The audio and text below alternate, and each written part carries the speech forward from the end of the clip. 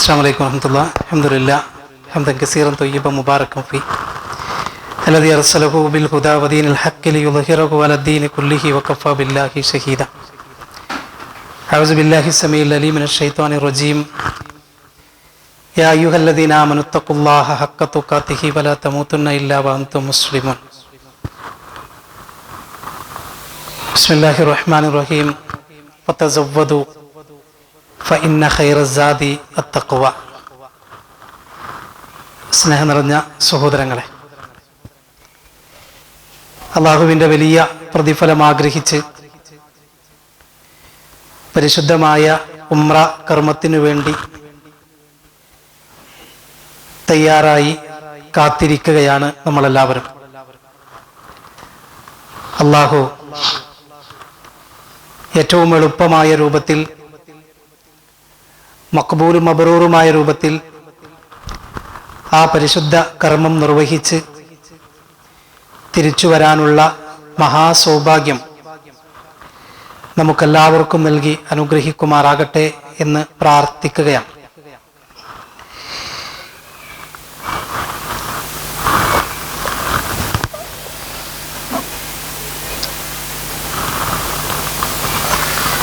ജീവിതത്തിൽ ഒരിക്കലെങ്കിലും ഹജ്ജോ ഉംറയോ നിർവഹിക്കണം എന്ന് ആഗ്രഹിക്കുകയും പ്രാർത്ഥിക്കുകയും ചെയ്യുന്നവരാണ് ബഹുഭൂരിപക്ഷം മുസ്ലിമീങ്ങളും. കാരണം അല്ലാഹുവിൻ്റെ കൽപ്പനയാണ്, വഅതിമ്മുൽ ഹജ്ജ വൽ ഉംറത ലില്ലാഹ്. നിങ്ങൾ അല്ലാഹുവിന് വേണ്ടി ഹജ്ജും ഉംറയും നിർവഹിക്കുക എന്നുള്ളത്. ഇസ്ലാം കാര്യങ്ങളിൽ അഞ്ചാമതായി പറഞ്ഞ ഹജ്ജിനെ കുറിച്ച് പറഞ്ഞിടത്ത് മനിസ്തത്വഅ ഇലൈഹി സബീല എന്നാണ് പറഞ്ഞിട്ടുള്ളത്. എല്ലാവർക്കും ഒരു പക്ഷേ സാധിച്ചു കൊള്ളണമെന്നില്ല. സാധിക്കുന്ന എല്ലാവരും ഈ ഒരു കർമ്മം നിർവഹിക്കണം എന്നാണ്. സാധിക്കുക എന്ന് പറഞ്ഞാൽ 2-3 അർത്ഥത്തിൽ അതിൻ്റെ വിശദീകരണത്തിൽ കാണാം. ഒന്ന്, സാധാരണ പോലെ ഒരാൾക്ക് പെട്ടെന്ന് പോയി നിർവഹിച്ചു വരാൻ കഴിയില്ല. സാമ്പത്തികമായി അതിന് ചെലവുണ്ട്. അതേപോലെ തന്നെ അതിന് ആരോഗ്യം വേണം. അതേപോലെ തന്നെ നിർഭയത്വം, പേടിയില്ലാതൊക്കെ പോയി വരാനുള്ള സാഹചര്യങ്ങളൊക്കെ ഉണ്ടാവണം. അള്ളാഹുവിന്റെ തൗഫീഖ് കൊണ്ട് ഇപ്പോ തയ്യാറായിട്ടുള്ള എല്ലാവരും ആ രൂപത്തിൽ തന്നെ ആഗ്രഹിച്ചും പ്രാർത്ഥിച്ചുകൊണ്ടാണ് കാത്തിരിക്കുന്നത്. ഉംറയുടെ പ്രാധാന്യവും അതിന്റെ പ്രത്യേകതയൊന്നും ഈ ക്ലാസ്സിൽ ഞാൻ പറയാൻ ഉദ്ദേശിക്കുന്നില്ല. ഇതൊരു പ്രസംഗമായിട്ടോ ഒന്നും കാണേണ്ട. പോകുന്നതിന് മുമ്പ് സാധാരണ നിസ്കരിക്കുന്ന കാര്യങ്ങൾ നമുക്കറിയാം, എങ്ങനെയാണ് മറ്റു ഓരോ കർമ്മങ്ങളും ചെയ്യേണ്ടതെന്നറിയാം. അപ്പൊ ഉംറയെക്കുറിച്ച് ഒരല്പസമയം എങ്ങനെയാണ് നിർവഹിക്കേണ്ടത് എന്നതുമായി ബന്ധപ്പെട്ട കുറച്ച് കാര്യങ്ങൾ മാത്രം പറഞ്ഞ് ഞാൻ അവസാനിപ്പിക്കും. എന്തെങ്കിലും സംശയങ്ങളോ കാര്യങ്ങളോ ഒക്കെ ഉണ്ടെങ്കിൽ പിന്നീട് നമുക്കത് ചർച്ച ചെയ്യാം. ഏതായിരുന്നാലും ഉംറയുമായി ബന്ധപ്പെട്ട് പറയുമ്പോൾ 2-3 കാര്യങ്ങൾ തുടക്കത്തിൽ നമ്മൾ മനസ്സിലാക്കണം. ഒരു ഉംറ എന്ന് പറഞ്ഞാൽ ജീവിതത്തിൽ കഴിഞ്ഞു പോയ പാപങ്ങളൊക്കെയും അള്ളാഹു പുറത്തു തരുമെന്നതാണ്. അതാണ് ഉംറയുടെ പ്രത്യേകത. എന്നാലോചിച്ച് നോക്കി നിങ്ങള്, നമ്മൾ അറിയാതെ ഒക്കെ ജീവിതത്തിൽ, അറിഞ്ഞൊരു പക്ഷേ നമ്മൾ വലിയ തിന്മകളൊന്നും ചെയ്യുന്നുണ്ടാകില്ല. പക്ഷെ ജീവിതത്തിൽ നമ്മൾ അറിയാതെ പലതും കാണുന്നുണ്ട്, കേൾക്കുന്നുണ്ട്. പ്രത്യേകിച്ച് സോഷ്യൽ മീഡിയയിലൂടെ നമ്മൾ സഞ്ചരിക്കുമ്പോൾ ഒക്കെ നമ്മൾ അറിഞ്ഞും അറിയാതെയൊക്കെ പലതും സംഭവിച്ചു പോകുന്നുണ്ട്. അത്തരം ചെറിയ തിന്മകളെല്ലാം ഉംറ പൊറുക്കപ്പെടും എന്നതാണ്. ഒരു ഉംറ കഴിഞ്ഞ് അടുത്ത ഉംറ വരെയുള്ള കാലയളവിലുള്ള എല്ലാ പാപങ്ങളും, ഇപ്പൊ ഒരു ഉംറ ചെയ്തു വന്ന് ഇനി അടുത്തൊരു ഉംറ നിർവഹിക്കുന്നതിനിടയിലുള്ള എല്ലാ പാപങ്ങളും അള്ളാഹു പുറത്തുതരും എന്ന് പറഞ്ഞാൽ എങ്ങനെയാണത്? ഇപ്പൊ നമ്മള് പള്ളിയെ കുറിച്ച് പറയുന്നുണ്ട്. നാളെ പരലോകത്ത് തണൽ ലഭിക്കുന്ന വിഭാഗത്തെ കുറിച്ച് പറയുന്നുണ്ട്. അവിടെ പറഞ്ഞു, റജുലും ഖൽബുൻ മുഅല്ലഖും ബിൽ മസ്ജിദ് എന്നാണ്. ഹൃദയം പള്ളിയുമായി കെട്ടിയിടപ്പെട്ട ആളുകൾ. ഒരു നിസ്കാരം കഴിഞ്ഞാൽ അവിടെ നിന്ന് നമ്മൾ സലാം വീട്ടി പ്രാർത്ഥിച്ച് സുന്നത്ത് നിസ്കരിച്ചിറങ്ങിയാൽ നമ്മുടെ ചിന്ത അടുത്ത നിസ്കാരത്തിന് അവിടെ എത്തണം എന്നാണ്. അങ്ങനെ പള്ളിയോട് താല്പര്യമുള്ള, എത്തണമെന്ന് ആഗ്രഹിക്കുന്നവർ, ഇതുപോലെ ഒരു ഉംറ കഴിഞ്ഞ് തൊട്ടടുത്ത് തന്നെ വീണ്ടും പോകാൻ സാധിച്ചോളണമെന്നില്ല. പക്ഷേ നമുക്ക് ആഗ്രഹമുണ്ട്, പ്രാർത്ഥിക്കുന്നുണ്ട്, പഠിച്ചോൻ എനിക്ക് ഇനിയും പോകണം. അങ്ങനെയുള്ള ഒരു കാലയളവിനെ കുറിച്ചാണ് ഒരു ഉംറ അടുത്ത ഉംറ വരെയുള്ള അതിനിടയിലുള്ള പാപങ്ങൾ പൊറുക്കാൻ കാരണമാകും എന്നുള്ളത്. ഹജ്ജും ഉംറയും ഒരാൾ നിർവഹിച്ചാൽ അയാളുടെ ദാരിദ്ര്യം നീക്കപ്പെടുമെന്നാണ്. ഒന്നാലോചിച്ച് നോക്കിയേ, എന്തായി പറഞ്ഞത്? ഒരാൾക്ക് ഹജ്ജും ഉംറയും ചെയ്യണമെങ്കിൽ എന്ത് വേണം? സാമ്പത്തികമായിട്ട് വേണം, അല്ലെ? പല ആളുകളും അതിന് മടിക്കുന്നതിന്റെ കാരണം എന്താണ്? സാമ്പത്തികമായിട്ടുള്ള പ്രശ്നങ്ങളാണ്. പക്ഷേ മുഹമ്മദ് നബി സല്ലല്ലാഹു അലൈഹി വസല്ലം പറയാണ്, ഒരാൾ ആത്മാർത്ഥമായി ഹജ്ജും ഉംറയൊക്കെ നിർവഹിച്ചു കഴിഞ്ഞാൽ അയാളുടെ ദാരിദ്ര്യം നീക്കപ്പെടും, അയാളുടെ പാപങ്ങൾ പൊറുക്കപ്പെടും എന്നതാണ്. അതുകൊണ്ട് മുസ്ലിമീങ്ങൾ ഒരിക്കലെങ്കിലും ജീവിതത്തിൽ എന്ത് വേണം?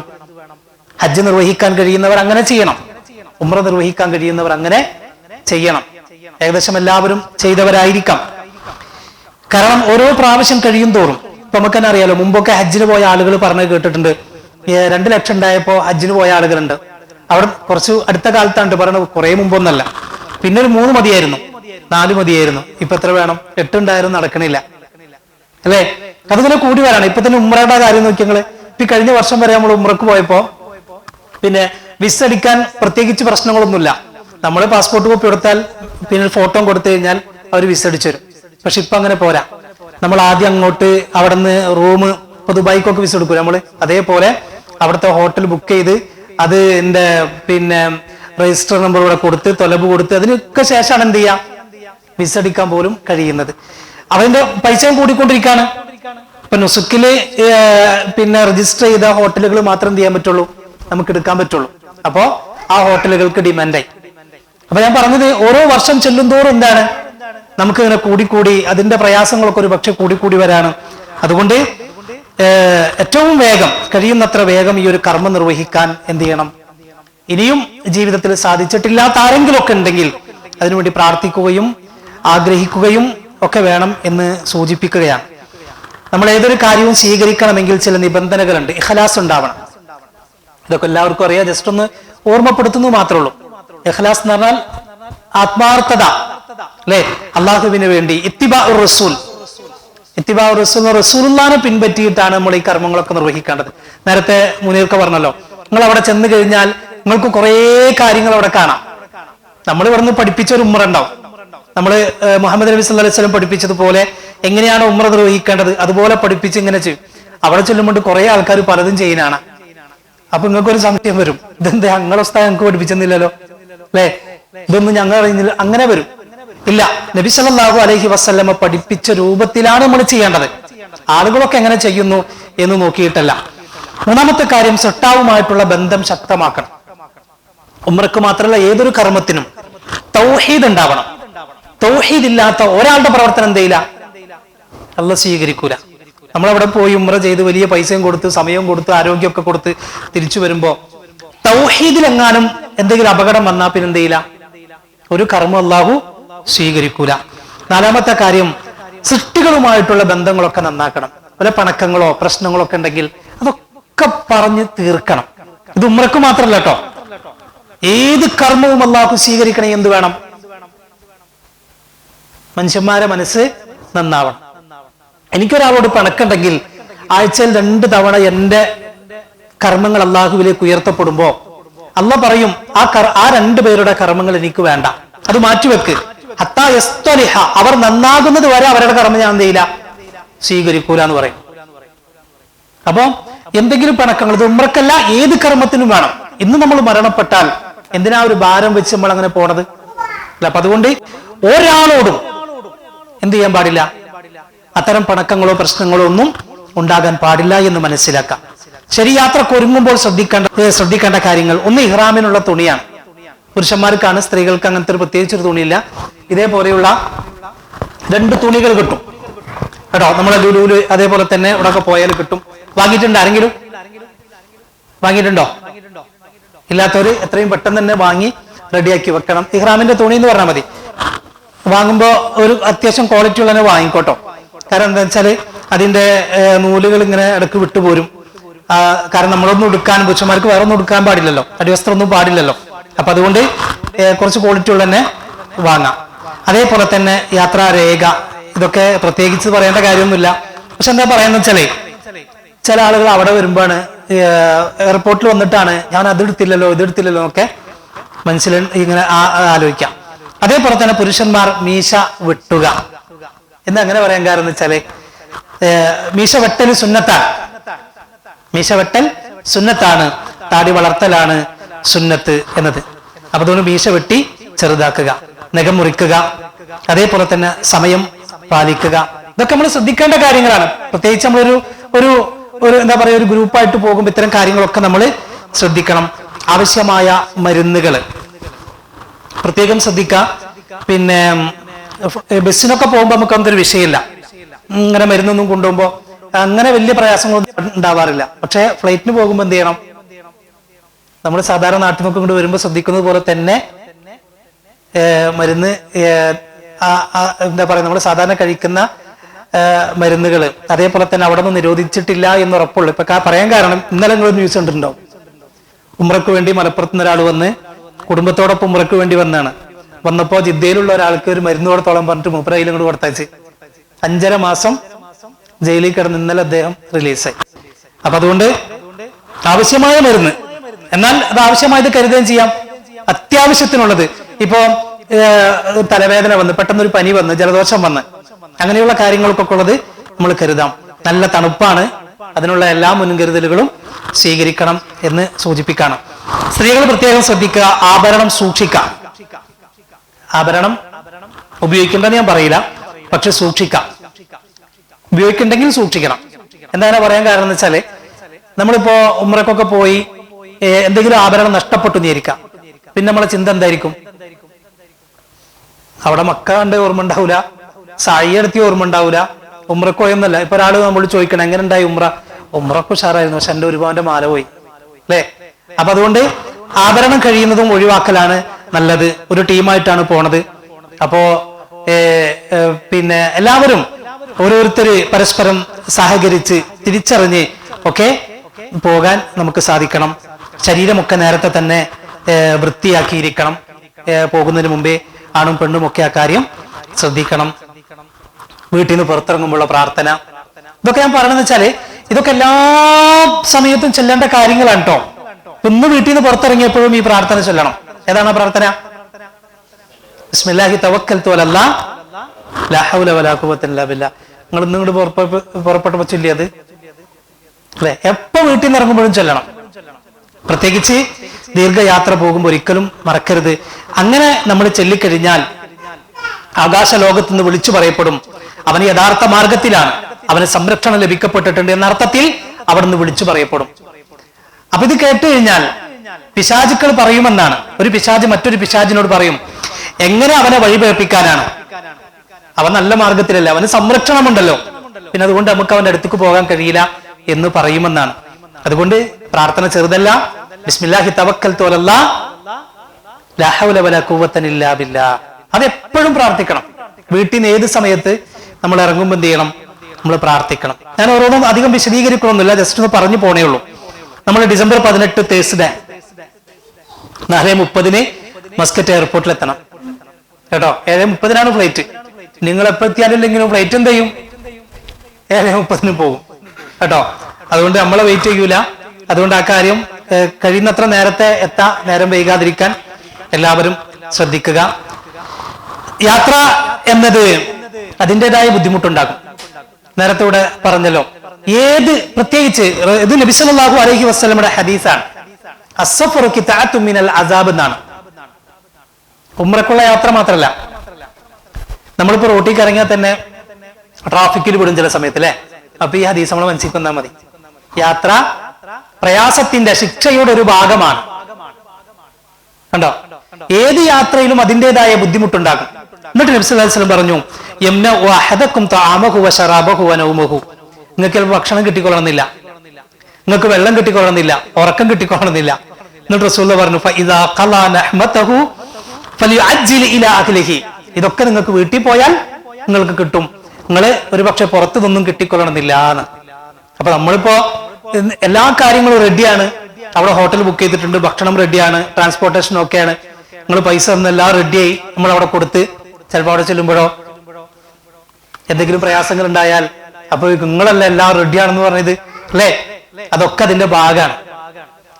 എല്ലാം ഏത് യാത്ര അങ്ങനെ തന്നെയാണ്. ഏത് യാത്രകളും ആ രൂപത്തിൽ തന്നെയാണ് നമ്മൾ എന്ത് ചെയ്യേണ്ടത്? മനസ്സിലാക്കേണ്ടത്.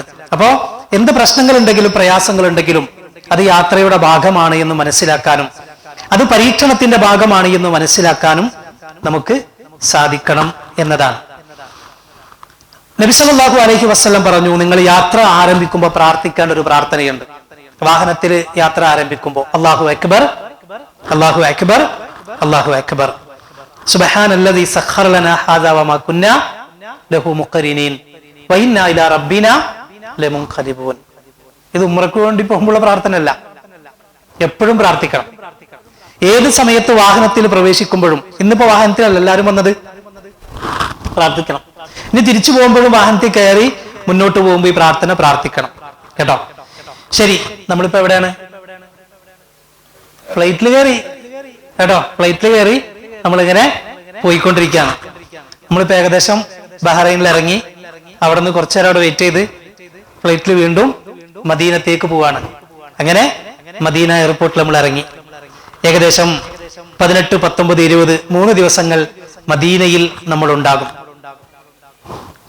നമുക്ക് AC വേണോ? വേണമെന്നുണ്ടെങ്കിൽ ബാക്കിൽ വേണമെങ്കിൽ ഇടാലോ. ഒരെണ്ണം ഇവിടെ നിന്ന് ഒഴിവാക്കിയാൽ നന്നായിരിക്കും.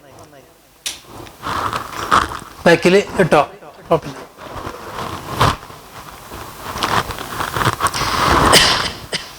മൂന്ന് ദിവസം നമ്മൾ മദീനയിൽ ഉണ്ടാകും. മദീനയിൽ ഉംറയുമായി ബന്ധപ്പെട്ട ഒന്നുമില്ല. ഉംറ എവിടെ മാത്രമേ ഉള്ളൂ? മക്കത്ത്. ഹജ്ജോ മക്കത്തേ ഉള്ളൂ. മദീനത്ത് ഇതുമായി ബന്ധപ്പെട്ട ഒന്നുമില്ല. പിന്നെ എന്തിനാ മദീനത്ത് പോകണം നമ്മള്? മദീന എന്ന് പറഞ്ഞാൽ അള്ളാഹുവിന്റെ പ്രവാചകൻ സല്ലല്ലാഹു അലൈഹി വസല്ലം പുണ്യമാക്കപ്പെട്ട രണ്ടാമത്തെ പള്ളിയാണ് അവിടെ ഉള്ളത്, മസ്ജിദുൻ നബവി. ആ പള്ളിയിലെ നിസ്കാരത്തിന് എത്ര പ്രതിഫലം? എത്ര? ഒരു റക്അത്ത് നിസ്കരിച്ചാൽ 1000 റക്അത്ത് നിസ്കരിച്ചതിന്റെ പ്രതിഫലം. അപ്പൊ ഒരു സുബഹി നിസ്കരിച്ചാലോ എത്ര? 1000 സുബഹി. 2 സുബഹി നിസ്കരിച്ചാലോ 2000. 3 സുബഹി ഇൻഷാ അല്ലാഹ് നമുക്ക് അവിടെ കിട്ടും. അപ്പൊ എത്രയായി? 3000 സുബഹി അല്ലേ? 1000 സുബഹി എന്ന് പറഞ്ഞാൽ എത്ര വർഷമായി? ഏകദേശം 3 വർഷത്തിന് കുറച്ച് കുറയും അല്ലേ? ഒരു സുബഹി നിസ്കരിച്ചാൽ 3 വർഷത്തിന് താഴെ സുബഹി നിസ്കരിച്ച കൂലി. ഇപ്പൊ 3 സുബഹി നിസ്കരിച്ചാലോ ഏകദേശം 8 വർഷത്തിലേറെ സുബഹി നിസ്കരിച്ച കൂലി 3 ദിവസം കൊണ്ട് നമ്മൾക്ക് കിട്ടും. അള്ളാഹു അതിന് തൗഫീക്ക് നൽകി അനുഗ്രഹിക്കുമാറാകട്ടെ. അതേപോലെ ഒരു ളുഹർ നിസ്കരിച്ചാൽ, ഒരു അസർ നിസ്കരിച്ചാൽ, ഒരു മഗ്രിബ് നിസ്കരിച്ചാൽ 10 വർഷത്തിൽ താഴെ 9 വർഷത്തിലേറെ നിസ്കരിച്ച കൂലിയുമായിട്ടാണ് മദീനയിൽ നിന്ന് 3 ദിവസം താമസിച്ച ഒരാൾക്ക് കിട്ടണം. ഇതിനാണ് നമ്മൾ അവിടെ പോണം. മനസ്സിലായോ? അല്ലാഹുവിന്റെ റസൂൽ പറഞ്ഞല്ലോ, ലാ തുശദ്ദു റിഹാലു ഇല്ലാ ഇലാ സലാസത്തി മസാജിദ. 3 പള്ളിയിലേക്കല്ലാതെ പ്രത്യേകമായി പുണ്യം ആഗ്രഹിച്ചു പോകാൻ പാടില്ല. ഒന്ന് മസ്ജിദുൽ ഹറാം, മസ്ജിദുൽ നബവി, മസ്ജിദുൽ അഖ്സ. മസ്ജിദുൽ ഹറാം, മസ്ജിദുൽ നബവി, മസ്ജിദുൽ അഖ്സ. വേറെ ഒരു പള്ളിക്കും ഒരു പ്രത്യേകതയില്ല. അത് അബുദാബിയിലെ ഗ്രാൻഡ് മോസ്ക് ആയാലും മസ്കറ്റിലെ ഗ്രാൻഡ് മോസ്ക്, വേറെ എവിടത്തെ ലോകത്തുള്ള ഏതെങ്കിലും ജാറം അറ്റാച്ചഡ് ആയാലും ഒന്നുമില്ല. സിയാറത്തിന് വേണ്ടി പ്രത്യേകമായ പുണ്യം ആഗ്രഹിച്ചു പോകാൻ പറഞ്ഞ 3 പള്ളിയേ ഉള്ളൂ. ഈ പറഞ്ഞ 3 പള്ളിയിൽ രണ്ടാമത്തെ പള്ളിയാണ് ഈ പള്ളി, മസ്ജിദുൻ നബവി. നമ്മൾ അതുമായി ബന്ധപ്പെട്ടുള്ള പിന്നെ നമസ്കാരത്തിലും അവിടെ കഴിയുന്നത്ര സമയം ആ പള്ളിയിൽ ചെലവഴിക്കാനൊക്കെയാണ് നമ്മൾ എന്ത് ചെയ്യേണ്ടത്? സമയം കാണേണ്ടത്. നമ്മൾ 19-ന് 20-ന് മദീന സിയാറ നടത്തും. നമ്മൾ കേട്ടിട്ടുണ്ടാവും, സിയാറത്ത് ടൂർ നോക്കി കേട്ടിട്ടുണ്ടാവും അല്ലെ? എന്താ സിയാറത്ത് ടൂർ എന്ന് പറഞ്ഞാല്? സിയാറ എന്ന് പറഞ്ഞാൽ സന്ദർശനം. മദീനയിലെ ചരിത്രത്തിൽ അറിയപ്പെട്ട ചില സ്ഥലങ്ങള്. ഒന്ന് ഉഹുദാണ്. ഉഹുദിന്റെ അവിടെ ജസ്റ്റ് പോയി ഉഹുദൊക്കെ ഒന്ന് കണ്ട്, പ്രത്യേകിച്ച് പുണ്യൊന്നുമില്ല കേട്ടോ. നമ്മൾ ഉഹുദിന്റെ അവിടെ പോയോണ്ട് പ്രത്യേകിച്ച് പ്രതിഫലമൊന്നുമില്ല. പക്ഷെ ഒന്ന് പോയി ആ ഉഹുദൊക്കെ ഒന്ന് കണ്ട്, ആ യുദ്ധമൊക്കെ നടന്ന് നമ്മൾ മദ്രസയിലെ പഠിച്ചിട്ടുണ്ട് അല്ലെ? ഉഹുദ് യുദ്ധം നടന്ന സ്ഥലം, പ്രവാചകന്റെ മുൻപല്ല് പൊട്ടിയ സ്ഥലം, പ്രവാചകൻ ശത്രുക്കൾ കുഴിച്ച വാരിക്കുഴിയിൽ വീണ സ്ഥലം അല്ലെ? ഒരു കുന്നിൻ മുകളിൽ 50ഓളം പിന്നെ അമ്പെയ്ത്തുകാരെ നിർത്തിയ സ്ഥലം, ഇതൊക്കെ നമ്മൾ പഠിച്ചിട്ടുണ്ട്. അതിങ്ങനെ നമ്മൾ കാണാണ് നേർക്ക് നേരെ. അതിനാണ് നമ്മൾ എന്ത് ചെയ്യണത്? ഉഹുദിൽ പോണത്. അതേപോലെ തന്നെ രണ്ടാമത്തെ സ്ഥലമാണ് ഖന്തക്ക്. ഖന്തക്ക് യുദ്ധം. അവിടെ യുദ്ധം നടന്നിട്ടില്ലെങ്കിലും അതിന്റെ കുറെ പശ്ചാത്തലങ്ങളൊക്കെ മനസ്സിലാക്കിയിട്ടുണ്ടല്ലോ. യുദ്ധം നടക്കാതെ തന്നെ മുസ്ലിമീങ്ങൾക്ക് അള്ളാഹു വിജയിപ്പിച്ച മുനാഫിക്കുകൾ ആരാണെന്ന് കാണിച്ചു കൊടുക്കാൻ വേണ്ടി അള്ളാഹു കൊണ്ടുവന്നൊരു യുദ്ധമായിരുന്നു ഖന്തക്ക് യുദ്ധം. ആ സ്ഥലം. ഖന്തക്ക് എന്ന് പറഞ്ഞാൽ വലിയ കടങ്ങൊക്കെ കുഴിച്ചിട്ട് സൽമാൻ ഫാരിസിയുടെ നേതൃത്വത്തിൽ പഠിച്ചില്ല നമ്മള് ആ സംഭവം. ഇന്നവിടെ കടങ്ങൊന്നുമില്ല കേട്ടോ. ഇന്ന് ആ സ്ഥലം ജസ്റ്റ് ഒന്ന് നമുക്ക് കാണാന്ന് മാത്രം. മൂന്നാമത്തേതാണ് ഖുബാ മസ്ജിദ്. ഖുബാ മസ്ജിദിന് ഒരു പ്രത്യേകതയുണ്ട്. അല്ലാഹുവിന്റെ റസൂൽ സല്ലല്ലാഹു അലൈഹി വസല്ലം പറഞ്ഞു, ആരെങ്കിലും വീട്ടിൽ നിന്ന് വുളൂ ചെയ്യുകയും എന്നിട്ട് ഖുബാ പള്ളിയിലേക്ക് പോയി 2 റക്അത്ത് നിസ്കരിക്കുകയും ചെയ്താൽ ഒരു ഉംറ ചെയ്ത കൂലി കിട്ടും. എന്താ പറഞ്ഞേ? വീട്ടിൽ നിന്ന് അഥവാ താമസിക്കുന്ന സ്ഥലത്ത് നിന്ന് വുളൂ ചെയ്തു ഖുബാ പള്ളിയിൽ പോയി 2 റക്അത്ത് നിസ്കരിച്ചാൽ ഉംറ ചെയ്ത കൂലി. എന്നാ നമുക്ക് തിരിച്ചു പോരാനാ? ഏതായാലും ഉംറ ചെയ്ത കൂലി കിട്ടിയില്ലേ, ഇനി തിരിച്ചു പോരാനാ? ഇല്ല, ഉംറന്റെ ബാധ്യത വീടുന്നില്ല, പക്ഷെ ഉംറ ചെയ്ത കൂലി എന്ത് ചെയ്യും? നമുക്ക് കിട്ടും. അപ്പൊ അതുകൊണ്ട് ഇൻഷാ അല്ലാഹ് നമ്മള് അന്ന് ഞാൻ പറയും, ഇനി ആരെങ്കിലും ഞാൻ പറയാൻ വിട്ടുപോയാലും ബാക്കിയുള്ളവർ ഓർമ്മപ്പെടുത്തണം. എന്താണ്? മദീന സിയാറക്ക് വേണ്ടി രാവിലെ ബ്രേക്ക്ഫാസ്റ്റ് കഴിഞ്ഞ് ഇറങ്ങുമ്പോ വുളുവോട് കൂടിയായിരിക്കണം നമ്മൾ ഇറങ്ങേണ്ടത് എന്ന്. നാലാമത്താണ് മസ്ജിദ് ഖിബ്ലത്തൈൻ. അവിടെയുള്ള ഒരു പള്ളിയാണ്. ഇവിടെ പ്രത്യേകിച്ച് നിസ്കാരങ്ങളോ അതൊന്നും നമ്മൾ നിർവഹിക്കൂല. ജസ്റ്റ് ആ പള്ളി കണ്ട് തിരിച്ചു പോരും. എന്താ പള്ളിയുടെ പ്രത്യേകത? ഖിബ്ലത്തൈൻ എന്ന് പറഞ്ഞാൽ 2 ഖിബില ഉണ്ടായിരുന്ന പള്ളി. ഇപ്പൊ 2 ഖിബില ഉണ്ടോ? ഇല്ല. അന്ന് എപ്പോ മുഹമ്മദ് നബി സല്ലല്ലാഹു അലൈഹി വസല്ലമയുടെ ആദ്യത്തെ ഖിബില ഏതായിരുന്നു? മസ്ജിദുൽ അഖ്സയായിരുന്നു, അല്ലെ? മസ്ജിദുൽ അഖ്സയിലേക്ക് തിരിഞ്ഞ് നിസ്കരിക്കുമ്പോഴും പ്രവാചകൻ സല്ലല്ലാഹു അലൈഹി വസല്ലമക്ക് വല്ലാത്ത ആഗ്രഹമുണ്ടായിരുന്നു മസ്ജിദുൽ ഹറം പിന്നെ ഖിബിലയായി കിട്ടിയിരുന്നെങ്കിൽ എന്ന്.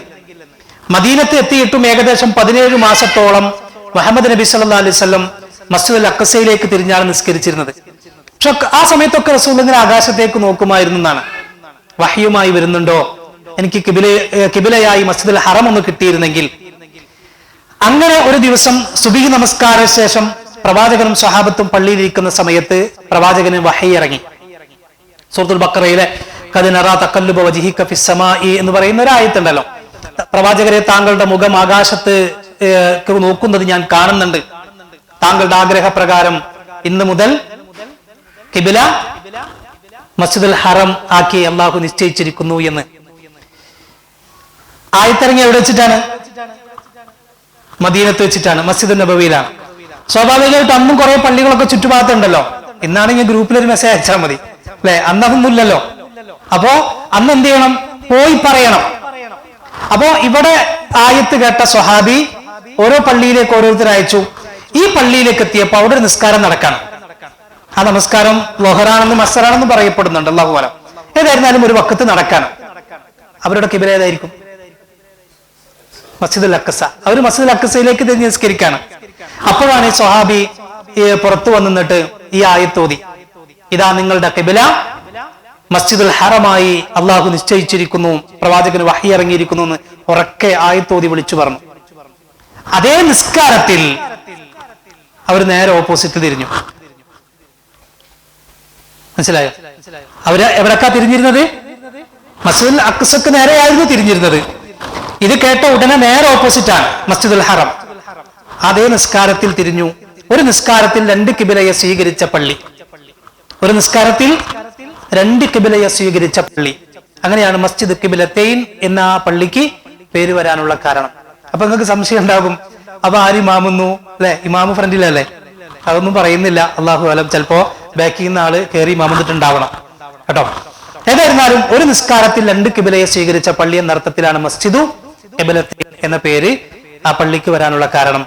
കുറച്ചു മുമ്പ് വരെ ഈ ആദ്യത്തെ ഖിബില, ആദ്യത്തെ മെഹ്റാബ് ഉണ്ടല്ലോ, അതവിടെ ഉണ്ടായിരുന്നു. പക്ഷേ നമ്മുടെ ആൾക്കാരല്ലേ, പോയാന്തയും അങ്ങോട്ട് തിരിഞ്ഞ് നിസ്കരിക്കും ആ മെഹ്റാബിലേക്ക്. അപ്പൊ അവസാനം അവരെന്ത് ചെയ്തു? അത് ക്ലോസ് ചെയ്തു. അത് മൊത്തം ചമരാക്കി മാറ്റിയിട്ട് മേലെ നിറയാൻ വേണ്ടിയിട്ട് എന്ത് ചെയ്തിട്ടുണ്ട്? ഒരു മെഹ്റാബിന്റെ പോലെ ജസ്റ്റ് ഒരു അടയാളം കൊടുത്തിട്ടുണ്ട്. ഇങ്ങനെ ആയിരുന്നു എന്നറിയാൻ വേണ്ടി മാത്രം. അത്രയേ ഉള്ളൂ. അതാണ് മസ്ജിദ് ഖിബ്ലത്തൈനുമായി ബന്ധപ്പെട്ട് പറയാനുള്ളത്. ഇതാണ് ബഖീ ഖബർസ്ഥാൻ, മദീനയിലെ ഖബർസ്ഥാനാണ് കേട്ടോ. ഒരുപാട് സ്വഹാബികളെയൊക്കെ മറമാടിയിട്ടുള്ള ഖബർസ്ഥാനാണ്. ഓരോ വഖത്ത് നമസ്കാരത്തിന് ശേഷവും അവിടെ മയ്യത്ത് മറമാടാൻ കൊണ്ടുപോകുമ്പോ ആണുങ്ങൾക്ക് എന്ത് ചെയ്യാം? അവിടേക്ക് കയറി അതൊക്കെ ഒന്ന് സിയാറ നടത്തി പോരാം. പെണ്ണുങ്ങൾക്ക് അതിൻ്റെ ഉള്ളിലേക്ക് കയറാൻ പറ്റൂല. പെണ്ണുങ്ങൾക്ക് ഖബർ സിയാറത്ത് സുന്നത്തില്ലല്ലോ, ആണുങ്ങൾക്കാണ് ഖബർ സിയാറത്ത് സുന്നത്തുള്ളത്. അതുകൊണ്ട് ആണുങ്ങൾ എന്ത് ചെയ്യണം? ഓരോ വക്കത്തിനും കയറണമെന്നൊന്നുമില്ല. നമുക്ക് എന്ത് ചെയ്യാം, ഒരു നിസ്കാരം കഴിഞ്ഞിട്ട് നമുക്കൊന്ന് കാണണം എന്നുണ്ടെങ്കിൽ അതിന്റെ ആ മയ്യത്തിനോടൊപ്പം തന്നെ പോയി വേഗം തന്നെ പോയി തിരിച്ച് നമുക്ക് പോരാം കേട്ടോ. ഒരുപാട് സ്വഹാബികളുടെ ഒക്കെ ഖബറുള്ള ആ സ്ഥലം നമ്മളൊന്ന് കാണണം. എത്രയോ ആളുകളുടെ, എത്രയോ മഹാന്മാരുടെ ഒക്കെ ഖബറുള്ള സ്ഥലമാണ്. ഒരെണ്ണം പോലും അവിടെ എന്ത് ചെയ്തിട്ടില്ല. നമ്മളെ നാട്ടിലാണെങ്കിൽ പേര് പോലും വേണ്ട, അപ്പോഴേക്കും ജാറങ്ങളും കെട്ടിപ്പൊക്കലൊക്കെ വന്നിട്ടുണ്ടാകും. ഇവിടെ ഒന്നുമില്ല, ഒരൊറ്റ ഖബർ പോലും കെട്ടിപ്പൊക്കിയതായി മാത്രം ഒരു പേര് പോലും എഴുതി വെച്ചിട്ടില്ല. ഒരു പേര് പോലും, ഒരു ഖബറിന്റെ പേര് പോലും എഴുതി വെച്ചിട്ടില്ല. മിസ്അബ് ഇബ്നു ഉമൈർ അടക്കമുള്ള ആളുകളെ ഖബറുകൾ പിന്നെ ഉഹുദിന്റെ സ്ഥലത്ത് നമുക്ക് കാണാൻ കഴിയും. ഹംസ റളിയല്ലാഹു അൻഹുവിന്റെ ഖബറുകൾ അവിടെയുണ്ട്. പക്ഷേ അതൊന്നും എന്ത് ചെയ്തിട്ടില്ല, പേര് എഴുതിയിട്ടില്ല. എന്തുകൊണ്ടായിരിക്കും പേര് എഴുതാത്തത്? അങ്ങനെ പ്രത്യേകിച്ച് ഒരു ഖബറിന് പേര് എഴുതുകയോ അത് ഇന്നയാളുടെ ഖബറാണെന്ന് അറിഞ്ഞതുകൊണ്ട് പ്രത്യേകിച്ച് ഇസ്ലാമിൽ എന്തില്ല, ഒരു പ്രത്യേകത ഇല്ല എന്നതുകൊണ്ടാണ് കേട്ടോ. ശരി, അപ്പൊ ഈ സ്ഥലങ്ങളൊക്കെ ജസ്റ്റ് ഒന്ന് നമ്മൾ പോയി കാണും. ഇതിൽ പ്രത്യേകിച്ച് ശ്രദ്ധിക്കേണ്ടത് എവിടെ മാത്രമാണ്? നിങ്ങളെന്റെ ഒപ്പില്ലേ? എവിടെയാണ്? പറ. കുബൈല് അല്ലെ? കുബൈല് പോയി 2 റക്അത്ത് നിസ്കരിച്ചാൽ എന്തിന്റെ പ്രതിഫലാണ്? ഒരു ഉംറ ചെയ്തതിന്റെ പ്രതിഫലം. അപ്പൊ മദീനയുമായി ബന്ധപ്പെട്ട് 2ാമത്തെ കാര്യങ്ങളും കഴിഞ്ഞു. 3ാമത്തെ ഒരു കാര്യമാണ് റൗള സന്ദർശനം, സിയാറ നടത്തണം റൗളയിൽ. എന്താ റൗള എന്ന് പറഞ്ഞാൽ? നിങ്ങൾ ഗൂഗിളിൽ പോയിട്ട് റൗള എന്ന് അടിച്ചാൽ നബീന്റെ ഖബർ കാണിച്ചു തരും. പിന്നെ ചിലപ്പോ മദീനന്റെ മസ്ജിദ് നബവിയുടെ കുബ്ബ കാണിച്ചു തരും അല്ലേ? അതാണോ റൗള? അല്ല. റൗള എന്ന് പറഞ്ഞാൽ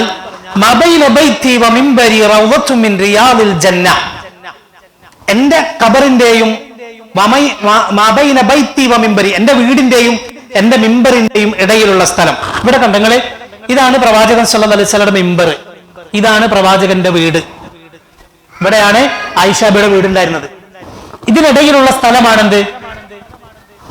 റൗള. മനസ്സിലായോ? പ്രവാചകന്റെ മിമ്പറാണത്, പ്രവാചകന്റെ വീടാണിത്. ഇപ്പൊ പ്രവാചകന്റെ ഖബറുള്ളത് ഇതിന്റെ പുറകിലാണ്, ഈ വീട്ടിലാണ്.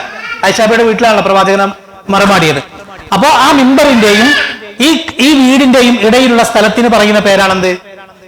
റൗള. എന്റെ മിമ്പറിന്റെയും എന്റെ വീടിന്റെയും ഇടയിലുള്ള സ്ഥലം റൗളത്തും മിൻ റിയാദിൽ ജന്ന, സ്വർഗത്തിലൊരു തോപ്പാണ്. ഹലോ, അപ്പൊ അവിടെ ചെന്ന് നമ്മൾ എന്താ ചെയ്യേണ്ടത്? കേറിയാൽ അവിടെ ഇരുന്ന് പ്രാർത്ഥിക്കാം, 2 റക്അത്ത് നിസ്കരിക്കാം. മനസ്സിലായോ? അവിടെയുള്ള പ്രാർത്ഥനക്ക് അല്ലാഹു ഉത്തരം നൽകുമെന്നാണ്. അപ്പൊ അതുകൊണ്ട് പ്രാർത്ഥനയ്ക്ക് ഉത്തരം കിട്ടുന്ന സ്ഥലങ്ങളിൽ ഒന്നാണ് റൗള. അവിടെ പോയാൽ നമ്മൾ അവിടെ ചെന്നായിട്ട് പ്രാർത്ഥിക്കാം. നമ്മൾക്ക് നേരത്തെ തന്നെ, പണ്ടൊക്കെ തിരക്കനുസരിച്ച് ഓരോരുത്തർക്ക് എന്ത് ചെയ്യാൻ സൗകര്യം പോലെ പോവായിരുന്നു. ഇന്ന് നേരത്തെ തന്നെ നമ്മൾ എന്ത് ചെയ്യും? നുസുക്കിൽ രജിസ്റ്റർ ചെയ്യണം. രജിസ്റ്റർ ചെയ്തിട്ട് നമുക്കൊരു ടൈം തരും, 10 മിനിറ്റോ 20 മിനിറ്റോ ടൈം തരും. ആ ടൈമിന് മുമ്പായിട്ട് അരമണിക്കൂർ മുമ്പ് നമ്മൾ ചെയ്ത് വെയിറ്റ് ചെയ്യണം. ആ ടൈം ആയി കഴിഞ്ഞാൽ ഇതേപോലെ എല്ലാവരെയും ഒരുമിച്ച് അങ്ങോട്ട് കയറ്റും. 10, 100, 500 ആൾക്കാരൊക്കെ ഉണ്ടാവും ചിലപ്പോ ഒരൊറ്റ സെറ്റില്, ഒന്നിച്ചങ്ങോട്ട് കയറ്റും. അവിടെ ചെന്നാൽ ചിലപ്പോ 10 മിനിറ്റ് ഒക്കെ ചിലപ്പോൾ കിട്ടും. അത് കിട്ടിയാ ഭാഗ്യം. 5 മിനിറ്റ് ആകുമ്പോഴേക്കും പോലീസുകാർ എന്നിട്ട് എന്ത് ചെയ്യും? നമ്മൾ അവിടെ നിന്ന് എഴുന്നേറ്റ് പറഞ്ഞയക്കും. മനസ്സിലായോ? കുറച്ച് സമയം, ചിലപ്പോ വക്കത്തിന്റെ സമയത്തൊക്കെ ആണെങ്കിൽ രക്ഷപ്പെട്ട്. അപ്പൊ പിന്നെ ജമാഅത്ത് കൊണ്ട് എന്ത് ചെയ്യുള്ളൂ? അവിടെ നമ്മൾ പറഞ്ഞേക്കുള്ളൂ. അതല്ലാത്ത സമയത്താണെങ്കിൽ ഒരു 5 മിനിറ്റ് മാക്സിമം, നമുക്ക് ചിലപ്പോൾ 5-10 മിനിറ്റ് വളരെ വേഗത്തിൽ, അല്ലെങ്കിൽ കഴിയില്ലല്ലോ, ബാക്കി ആളുകൾ ബാക്കിൽ ക്യൂ നിൽക്കാണല്ലോ. അപ്പൊ അതുകൊണ്ട് വേഗം അവിടെ നിന്ന് പറഞ്ഞയക്കും. ശരി, സ്ത്രീകൾക്ക് വേറെ സമയമാണ്, അവർക്കും ഇതേപോലെ വേറെ സമയമുണ്ട്. ആ സമയത്ത് സ്ത്രീകൾക്ക് എന്ത് ചെയ്യാൻ പറ്റും? റൗളയിൽ കയറാൻ പറ്റും. അവർക്ക് വേറെ തന്നെ ഒരു ഗ്രൂപ്പായിട്ട് പോയിട്ട് അവർക്ക് അവിടെ ചെയ്യാൻ കഴിയും. പുരുഷന്മാർക്ക് വേറെ, സ്ത്രീകൾക്ക്. അപ്പൊ സ്ത്രീകൾ വരുന്ന സമയത്ത് പുരുഷന്മാർക്ക് ബ്ലോക്ക് ചെയ്യും. അവർക്ക് അങ്ങോട്ട് പുരുഷന്മാരെ ക്ലോസ് ചെയ്ത് കഴിഞ്ഞാൽ പിന്നെ അവർക്ക് ആ ഭാഗത്തേക്ക് കടക്കാൻ കഴിയില്ല. അപ്പൊ സ്ത്രീകൾക്കാണ് കേട്ടോ. അത് നുസുക്കിൽ പ്രത്യേകമായിട്ട് തന്നെ നമ്മൾ രജിസ്റ്റർ ചെയ്യണം. ഇൻഷാ അല്ലാഹ് പിന്നീട് ആ കാര്യങ്ങൾ ഗ്രൂപ്പിലൂടെ അറിയിക്കാം. നമ്മളിപ്പോ എവിടെയാണ്? റൗളയില് കേട്ടോ. നമ്മളിപ്പോ റൗളയിലാണ്. ശരി, റൗളയിൽ നിന്ന് നമ്മൾ എന്ത് ചെയ്യണം കേട്ടോ? ഈ ഭാഗത്താണ് നമ്മൾ നിസ്കരിക്കേണ്ടത്. ഇവിടെയാണ് നമസ്കരിക്കേണ്ടത്. നമസ്കാരം കഴിഞ്ഞാൽ ആണുങ്ങൾ എന്ത് ചെയ്യണമെന്ന് വെച്ചാൽ ഇതേപോലെ റൗളയിൽ നിന്ന് പുറത്തേക്ക് ഇറങ്ങിയാൽ ഇങ്ങനെ നമ്മൾ ഫ്രണ്ടിലേക്ക് പോകും. നമ്മൾ അങ്ങനെ തന്നെ പോകുള്ളൂ, അവിടുന്ന് വേറെ വഴിയൊന്നുമില്ല. നമ്മളിങ്ങനെ പോകുമ്പോൾ ലെഫ്റ്റ് സൈഡിലായിട്ടാണ് ഈ ഭാഗം നമുക്ക് കാണാൻ കഴിയും. നമ്മളിപ്പോ റൗളയിലാണ്. ഇവിടെ റൗളയാണെങ്കിൽ ഇതിന്റെ ബാക്കിൽ റൗള ഇങ്ങനെ കാണാം. നമ്മൾ റൗളയിൽ നിന്ന് ഇങ്ങനെ പുറത്തേക്ക് ഇറങ്ങി ഇങ്ങനെ ഫ്രണ്ടിലേക്ക് വരുമ്പോ ഈ ഭാഗം നമുക്ക് ഇങ്ങനെ കാണാൻ കഴിയും, നമ്മുടെ ലെഫ്റ്റ് സൈഡിലായിട്ട്. ഇതെന്താണ്? മുഹമ്മദ് നബി സല്ലല്ലാഹു അലൈഹി വസല്ലമയുടെ വീടാണിത്. ഇപ്പൊ പ്രവാചകൻ സല്ലല്ലാഹു അലൈഹി വസല്ലമയുടെ ഖബറുള്ള സ്ഥലം മനസ്സിലായോ? ഇതിന്റെ ബാക്കിലാണ് പ്രവാചകൻ സല്ലല്ലാഹു അലൈഹി വസല്ലമയുടെ ഖബറുള്ളത്, അബൂബക്കർ സിദ്ദീഖ് റളിയല്ലാഹു അൻഹുവിന്റെ ഖബറുള്ളത്, ഉമർ ഇബ്നുൽ ഖത്താബ് റളിയല്ലാഹു അൻഹുവിന്റെ ഖബറുള്ളത്. ആ 3 ഖബർ അവിടെയാണുള്ളത്. നമുക്കിവിടെ ചെന്നാൽ എന്താ ചെയ്യാനുള്ളത്? ഇതിന്റെ ബാക്കിലാണ്. ഇതാണ് പ്രവാചകൻ സല്ലല്ലാഹു അലൈഹി വസല്ലമയുടെ മുഹമ്മദ് റസൂലുള്ളാഹി സ്വല്ലല്ലാഹു അലൈഹി വസല്ലം എന്ന് ഇതിന്റെ ബാക്കിലാണ്. അതൊരു അടയാളം അറിയാൻ വേണ്ടി മാത്രമാണ്. ഇതിന്റെ ബാക്കിലാണ് അബൂബക്കർ സിദ്ദീഖ് റളിയല്ലാഹു അൻഹു, ഇതിന്റെ ബാക്കിലാണ് ഉമർ ഇബ്നുൽ ഖത്താബ് റളിയല്ലാഹു അൻഹുവിന്റെ ഖബറുള്ളത്. അപ്പൊ പോയിട്ട് ഇങ്ങനെ ഇതിൽ കൂടെ നോക്കാൻ പറ്റുമോ? അതൊന്നും പറ്റൂല. നോക്കിയാൽ കാണുമോ? അതും പറ്റൂല. എന്താ കാണാത്തത്? ഇതിന്റെ ബാക്കിൽ കുറെ വിരികൾ കാണാം, പച്ച ഒരു വിരി കാണാം. അതിന്റെ ബാക്കിൽ കോൺക്രീറ്റ് ഉണ്ട്. അതിന്റെ ബാക്കിൽ അതുമായി ബന്ധപ്പെട്ട ചരിത്രം വായിച്ചു നോക്കിയാല് നമുക്ക് കാണാൻ കഴിയും. അത് ഗൂഗിളിൽ സെർച്ച് ചെയ്താൽ കാണാൻ കഴിയും. പിന്നെ അതിന്റെ ബാക്കിൽ കോൺക്രീറ്റ് മതിലുണ്ട്. അതിന്റെ ബാക്കിൽ ഇരുമ്പ് കൊണ്ട് വേറെ മതിലുണ്ടാക്കി. അങ്ങനെയൊക്കെ കുറെ സ്റ്റെപ്പുകൾ അതിന്റെ ബാക്കിലുണ്ടെന്നാണ്. ഒരാൾക്കും അതിനുള്ളിലേക്ക് പ്രവേശിക്കാൻ കഴിയാത്ത രൂപത്തിൽ ഇന്ന് ജീവിച്ചിരിക്കുന്നതിൽ പലരും ആ ഖബറിന്റെ അടുത്ത്, അവിടുത്തെ രാജാക്കന്മാർക്ക് പോലും അതിന്റെ അകത്തേക്ക് കടന്നിട്ടില്ല എന്നാണ്. താബികളുടെ കാലത്തോ പിൽക്കാലത്ത് ഏതോ ഒരു ഖലീഫയുടെ കാലത്തൊക്കെയാണ് ആ ഖബറിന്റെ അടുത്തേക്ക് കടന്നിട്ടുള്ളത്. ഇന്നൊരാളും, പക്ഷെ നമ്മുടെ നാട്ടിലൊക്കെ ഒരാള് എന്ത് ചെയ്തിട്ടുണ്ട്, കുറച്ച് പ്രവാചകന്റെ ഖബറിന്റെ അടുത്ത് നിന്ന് കിട്ടിയ മണ്ണൊക്കെ ആയിട്ട് വന്നിട്ടുണ്ട്. തുർബത്തുൽ ഹുജ്റത്ത് ഷരീഫ എന്നൊക്കെ പറഞ്ഞിട്ട് അല്ലേ വന്നില്ലേ? എന്നിട്ട് പ്രവാചകന്റെ ഖബർ കാണാൻ വേണ്ടി ടിക്കറ്റ് ഒക്കെ കീറി കൊടുക്കണേ നിങ്ങൾ കേട്ടില്ലേ? അതൊക്കെ ആളുകളെ പൊട്ടിസാക്കണാണ്. അത് കാണാനൊന്നും പറ്റൂല. പിന്നെ നമുക്ക് എന്താ അവിടെ ചെയ്യാനുള്ളത്? റൗദയിൽ നിന്ന് ഇറങ്ങി വിടുത്തിക്കഴിഞ്ഞാൽ അസ്സലാമു അലൈക യാ റസൂലുള്ളാഹ്, അസ്സലാമു അലൈക യാ അബൂബക്കർ സിദ്ദീഖ്, അസ്സലാമു അലൈക യാ ഉമർ ഇബ്നുൽ ഖത്താബ്. ഇങ്ങനെ നടന്നു പോകുമ്പോ കുറെ ആൾക്കാർ അവിടെ നിന്ന് ഇങ്ങനെ ദുആ ചെയ്യുന്നൊക്കെ കാണാം അല്ലേ? നമ്മൾ ചില ആളുകളൊക്കെ ഉംറക്ക് പോകുമ്പോ പിന്നെ നമ്മളോടൊരു വസിയത്ത് ചെയ്യും, റസൂലുള്ളാഹിനോട് എന്റെ 2 സലാം പറയണമെന്നൊക്കെ പറഞ്ഞിട്ട് അല്ലെ? അങ്ങനെ പ്രത്യേകിച്ചൊന്നുമില്ല കേട്ടോ. മുഹമ്മദ് നബി സല്ലല്ലാഹു അലൈഹി വസല്ലമക്ക് സ്വലാത്ത് ചൊല്ലാം. ലോകത്തിന്റെ എവിടെ നിന്ന് സ്വലാത്ത് ചൊല്ലിയാലും അത് റസൂലുള്ളാഹിക്ക് പ്രദർശിപ്പിക്കപ്പെടുമെന്നാണ്, റസൂലുള്ളാഹിക്ക് എത്തിച്ചു കൊടുക്കും. അതിപ്പോ നമ്മൾ സ്വലാത്ത് ചൊല്ലിയാലും അതിന് മുഹമ്മദ് നബി സല്ലല്ലാഹു അലൈഹി വസല്ലമക്ക് എന്ത് ചെയ്യും? അള്ളാഹു എത്തിച്ചു കൊടുക്കും. മനസ്സിലായോ? അതല്ലാതെ നമ്മൾ എന്ത് ചെയ്യേണ്ടതില്ല. ഒരാള് സലാം പറഞ്ഞയച്ചിട്ട് ഇന്ന ആൾ നിങ്ങൾക്ക് വേണ്ടി സലാം പറഞ്ഞിട്ടുണ്ടെന്ന് അവിടെ പോയിട്ട് നമ്മൾ പറയേണ്ടതില്ല എന്നർത്ഥം. അവിടെ ചെന്ന ഒരാളെ സംബന്ധിച്ചിടത്തോളം പറയാനുള്ളത് അസ്സലാം, കയ്യൊന്നും ഉയർത്താൻ പാടില്ലേ? അവിടെ അങ്ങനെയൊക്കെ ആളുകൾ ചെയ്യുന്നത് കാണാം. അങ്ങനെയൊന്നും ചെയ്യണ്ട. അസ്സലാമു അലൈക്കും യാ റസൂലല്ലാഹ്, അസ്സലാമു അലൈക അബൂബക്കർ സിദ്ദീഖ് എന്ന് പറഞ്ഞുകൊണ്ട് ഇങ്ങനെ മുന്നോട്ട് പോകുന്നു. അങ്ങനെ നമ്മൾ പിന്നെ മസ്ജിദ് നബവിയിൽ നിന്ന് പുറത്തേക്ക് ഇറങ്ങും. ക്ലിയർ അല്ലേ? ശരി. മദീനയിൽ 3 ദിവസം കഴിഞ്ഞു. 21-ാം തീയതി ഞായറാഴ്ച രാവിലെ മക്കയിലേക്ക് നമ്മൾ പുറപ്പെടാൻ. മദീന കഴിഞ്ഞിട്ടോ? ആർക്കെങ്കിലും ഡൗട്ടുണ്ടോ? ഡൗട്ടില്ല. നമ്മൾ രാവിലെ മക്കയിലേക്ക് പോവാണ്. 21-ാം തീയതി രാവിലെ ബസ്സിലാണ് പോവുക. ഏകദേശം മദീന ടു മക്ക 435 കിലോമീറ്റർ ഉണ്ടാവും കേട്ടോ. 6 മണിക്കൂറോളം യാത്ര ഉണ്ടാവും. ദീർഘമായ യാത്രയാണ്. ഇനി നമ്മൾ ഇതുവരെയും ഉംറയുമായി ബന്ധപ്പെട്ട് ഒന്നും ചെയ്തിട്ടില്ല. ഇനി നമ്മൾ ഉംറയിലേക്ക് കടക്കാൻ പോവാണ്. ഇതുവരെയും ഉംറയുമായി ബന്ധപ്പെട്ട് ഒന്നും നമ്മൾ ചെയ്തിട്ടില്ല. ഇനി നമ്മൾ ഉംറയിലേക്ക് കടക്കാൻ പോവാണ്. ഉംറ എന്ന് പറഞ്ഞാൽ 4 കാര്യങ്ങൾ മാത്രമാണ് ശ്രദ്ധിക്കേണ്ടത്.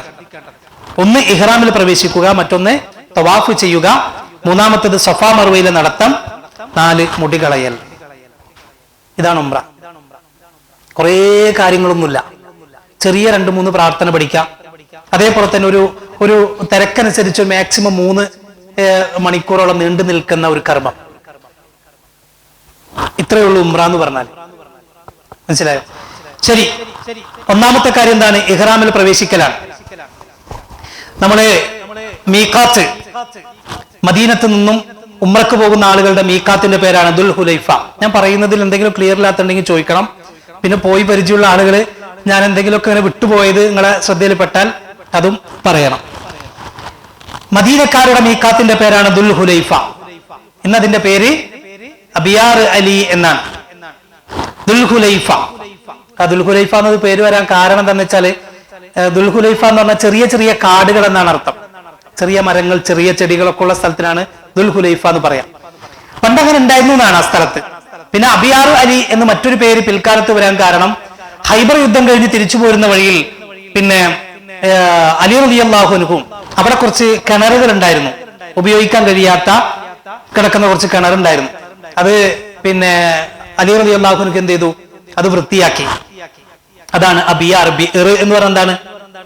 കിണർ. ബിറിന്റെ പ്ലൂരലാണ് അബിയാർ എന്ന അർത്ഥത്തിൽ അബിയാർ അലി എന്ന് പേര് വരാനുള്ള കാരണം. ഇവിടെയാണ് നമ്മൾ മീഖാത്ത്. ഏകദേശം മദീനത്ത് നിന്നും 15 കിലോമീറ്ററേ ഉള്ളൂ മീഖാത്തിലേക്ക്. ഇപ്പൊ ബാക്കി എത്ര ഉണ്ട് മക്കത്തേക്ക്? 420ഓളം കിലോമീറ്റർ മക്കത്തേക്ക് ബാക്കിയുണ്ട് കേട്ടോ. അപ്പോ മദീനത്ത് നിന്ന് നമ്മൾ ഇറങ്ങുമ്പോ നമ്മൾ ഇഹ്റാം കെട്ടുന്നത്, ഇഹ്റാമിൽ പ്രവേശിക്കുന്നത് എവിടെ വെച്ചിട്ടാണ്? മീഖാത്തിൽ വെച്ചിട്ടാണ്. മീഖാത്തിൽ വെച്ച് എന്തൊക്കെ നമ്മൾ ചെയ്യേണ്ടത്? ഇഹ്റാമിൽ പ്രവേശിക്കുമ്പോൾ ഒന്ന് കുളിക്കണം, മറ്റൊന്ന് വുളു എടുക്കണം, മൂന്നാമത്തത് ഇഹ്റാമിന്റെ വസ്ത്രം ധരിക്കണം, നാലാമത്തത് നമസ്കരിക്കണം, നിയ്യത്ത് വെക്കണം. ഇതാണ് ഇഹ്റാമിൽ ചെയ്യാനുള്ളത്. എന്തൊക്കെയാണ്?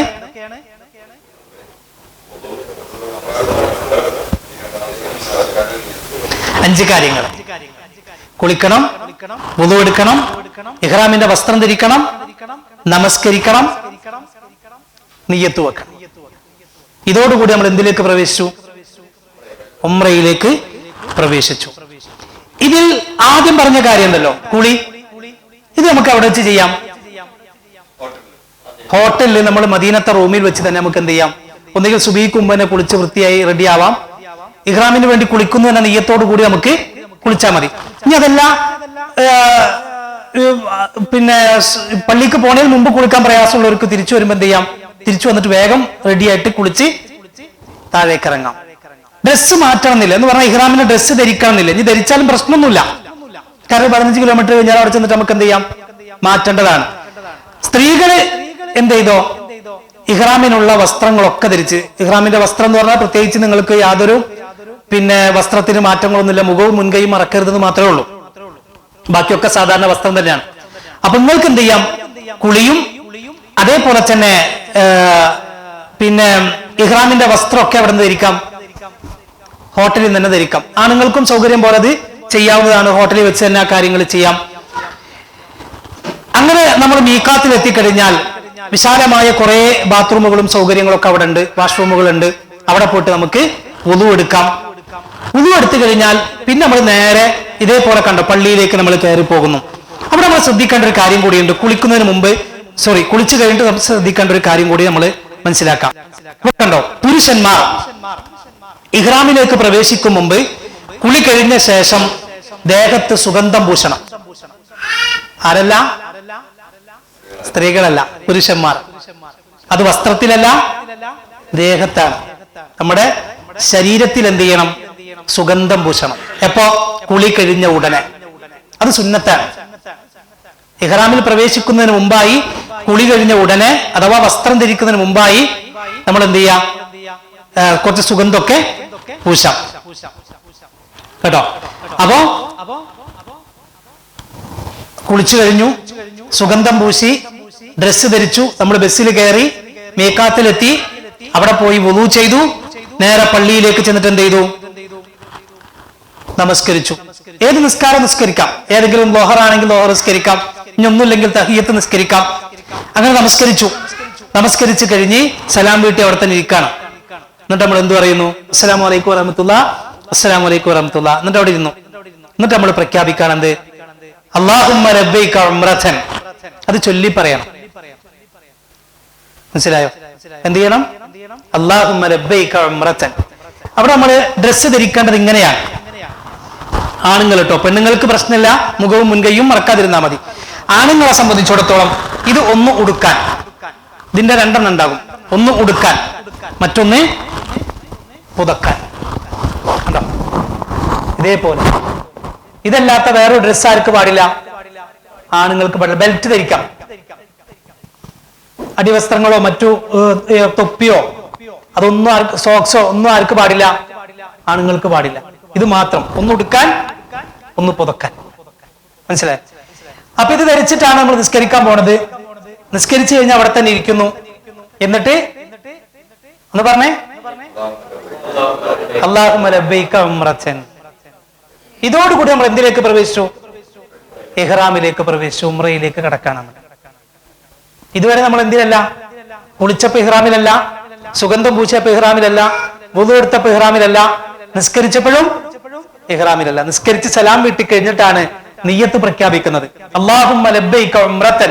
ഇതോടുകൂടെ നമ്മൾ ഉംറയിലേക്ക് പ്രവേശിച്ചു. അതുവരെ നമുക്ക് പാന്റ് ഇടാം, ഡ്രസ് ഇടാം, ഒന്നും പ്രശ്നമില്ല. ഈ നെയ്യത്ത് പ്രഖ്യാപിക്കുന്നതോടെ പിന്നെ നമുക്ക് എന്ത് ചെയ്യാൻ പാടില്ല? വേറൊരു ഡ്രസ്സും പാടില്ല. ക്ലിയർ അല്ലേ? ഇഹ്റാമിൽ പ്രവേശിക്കുന്നതുമായി ബന്ധപ്പെട്ട് എന്തെങ്കിലും ഡൗട്ട് ഉണ്ടെങ്കിൽ ചോദിക്കാം, ആണുങ്ങൾക്കോ പെണ്ണുങ്ങൾക്കോ. ഇല്ല, അതിന് തഹല്ലുലായിട്ടേ ഉംറ കഴിഞ്ഞിട്ടേ ഇത് ഒഴിവാക്കാൻ പാടുള്ളൂ കേട്ടോ. മദീനക്കാരുടെ മീക്കാത്തതാണ്. അതേസമയത്ത് നമ്മൾ ഫ്ലൈറ്റിലൊക്കെ പോവാണെങ്കിൽ ജിദ്ദക്കാരുടെ വേറെ മീക്കാത്തുണ്ട്. അതന്നെയുള്ളൂ, വേറില്ല. ഓക്കെ അല്ലേ? ഡ്രസ്സ് ധരിക്കാം. ഇതേപോലെ എന്ത് ചെയ്യണം?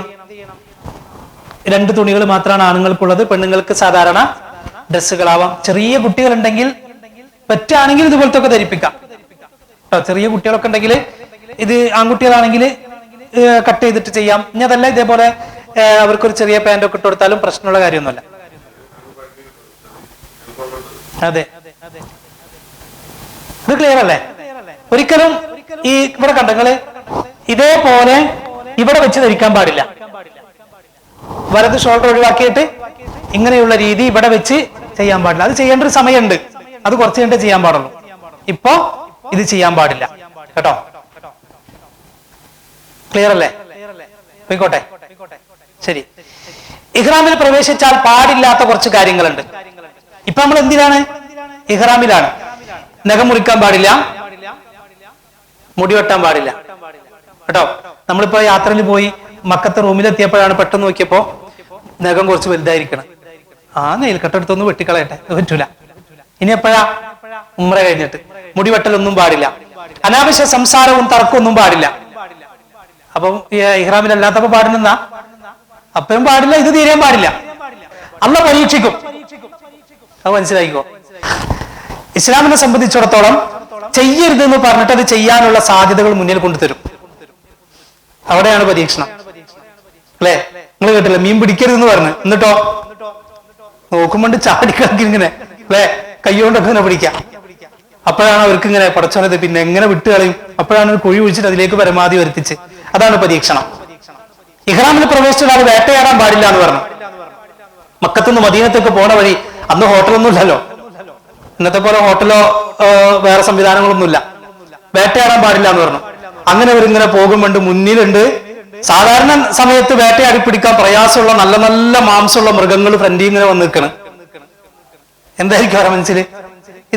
ഇതാണ് പരീക്ഷണം. ചെയ്യരുതെന്ന് പറഞ്ഞിട്ട് അതിനുള്ള സാഹചര്യങ്ങൾ മുന്നിൽ ഉണ്ടാക്കി തരും. അപ്പോ ഞാൻ പറഞ്ഞത് അനാവശ്യ തർക്കങ്ങളോ സംസാരങ്ങളോ ഒന്നും പാടില്ല എന്നാണ് പറഞ്ഞിട്ടുള്ളത്. പക്ഷെ അതിനുള്ള സാഹചര്യങ്ങൾ എവിടെ തരും? യാത്രയിലൊക്കെ ഉണ്ടായേക്കാം. അങ്ങനെ വന്നാൽ ഒരു കാരണവശാലും അതിലേക്ക് നിൽക്കരുത് എന്നറിയാം. സുഗന്ധം പിന്നെ ഉപയോഗിക്കാൻ പാടില്ല. മനസ്സിലായോ? ഇതെപ്പോ നമ്മൾ ഉപയോഗിച്ചത് നേരത്തെ ഇഹ്റാമിൽ പ്രവേശിക്കുന്നതിന് മുമ്പ്. ഇനി തഹല്ലുലാകുന്നത് വരെ, ഉംറ കഴിയുന്നതുവരെ പാടില്ല. വേറെ ഡ്രസ്സുകളോ തുന്നിച്ചേർത്ത വസ്ത്രങ്ങളോ ഒന്നും ധരിക്കാൻ പാടില്ല. പുരുഷന്മാർക്കാണ് കേട്ടോ. അപ്പോ പുരുഷന്മാർ തല മറക്കാനും പാടില്ല. പിന്നെ നമ്മൾ പിന്നെ തൊപ്പിയൊക്കെ ഇട്ടിട്ട് പോകാൻ പാടില്ല. നമ്മളവിടെ ചെന്നാൽ ചിലപ്പോൾ റൂമിൽ ചെന്നിട്ട് ഉംറക്ക് പോണതിന് മുമ്പ് കുറച്ച് റെസ്റ്റ് ഒക്കെ എടുക്കും. അപ്പൊ ചിലപ്പോൾ ഭയങ്കര തണുപ്പൊക്കെ ഉണ്ടാവുമല്ലോ, ക്ലൈമറ്റ് ഭയങ്കര തണുപ്പാണല്ലോ. അപ്പൊ എന്തെങ്കിലും മൂടിപ്പോച്ചാണ്ട് കിടക്കും. പുരുഷന്മാർക്ക് പാടില്ല. ഇഹ്റാമിൽ പ്രവേശിച്ചു കഴിഞ്ഞാൽ ഇപ്പൊ ബസ്സിൽ പോകുമ്പോ ബസ്സിൽ AC ഒക്കെ ഇടും ചിലപ്പോ. അപ്പോ തലമൊക്കെ മറച്ച് മൂടിക്കെട്ടി അതൊന്നും പാടില്ല.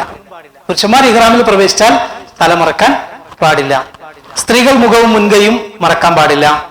വിവാഹം, അന്വേഷണം, അത്തരം താല്പര്യത്തോടെയുള്ള സംസാരങ്ങൾ, ബന്ധങ്ങളൊന്നും ഈ യാത്രയിൽ പാടില്ല. ഇഹ്റാമിൽ അനുവദിക്കുന്ന ചില കാര്യങ്ങളുണ്ട്. കുളിക്കാം സോപ്പില്ലാതെ എന്ന് പറഞ്ഞാൽ സുഗന്ധമില്ലാത്ത ഉപയോഗിക്കാൻ പാടില്ല. ആ സൂക്ഷ്മത കാണാൻ സോപ്പില്ല എന്ന് പ്രത്യേകം പറയാൻ കാരണം, മക്കത്ത് നമ്മൾ ചെന്ന് കഴിഞ്ഞാൽ, റൂമിൽ ചെന്ന് കഴിഞ്ഞാൽ ഒരു 6 മണിക്കൂർ യാത്ര ചെയ്താൽ ക്ഷീണമൊക്കെ ഉണ്ടാവുമല്ലോ. ആ ക്ഷീണമൊക്കെ ഒന്ന് പോകാൻ, പിന്നെ ഒരു വലിയ കർമ്മം നിർവഹിക്കാൻ പോകണല്ലോ. അപ്പൊ ഒരു ഉന്മേഷം കിട്ടാൻ വേണ്ടി നമുക്ക് കുളിക്കാം.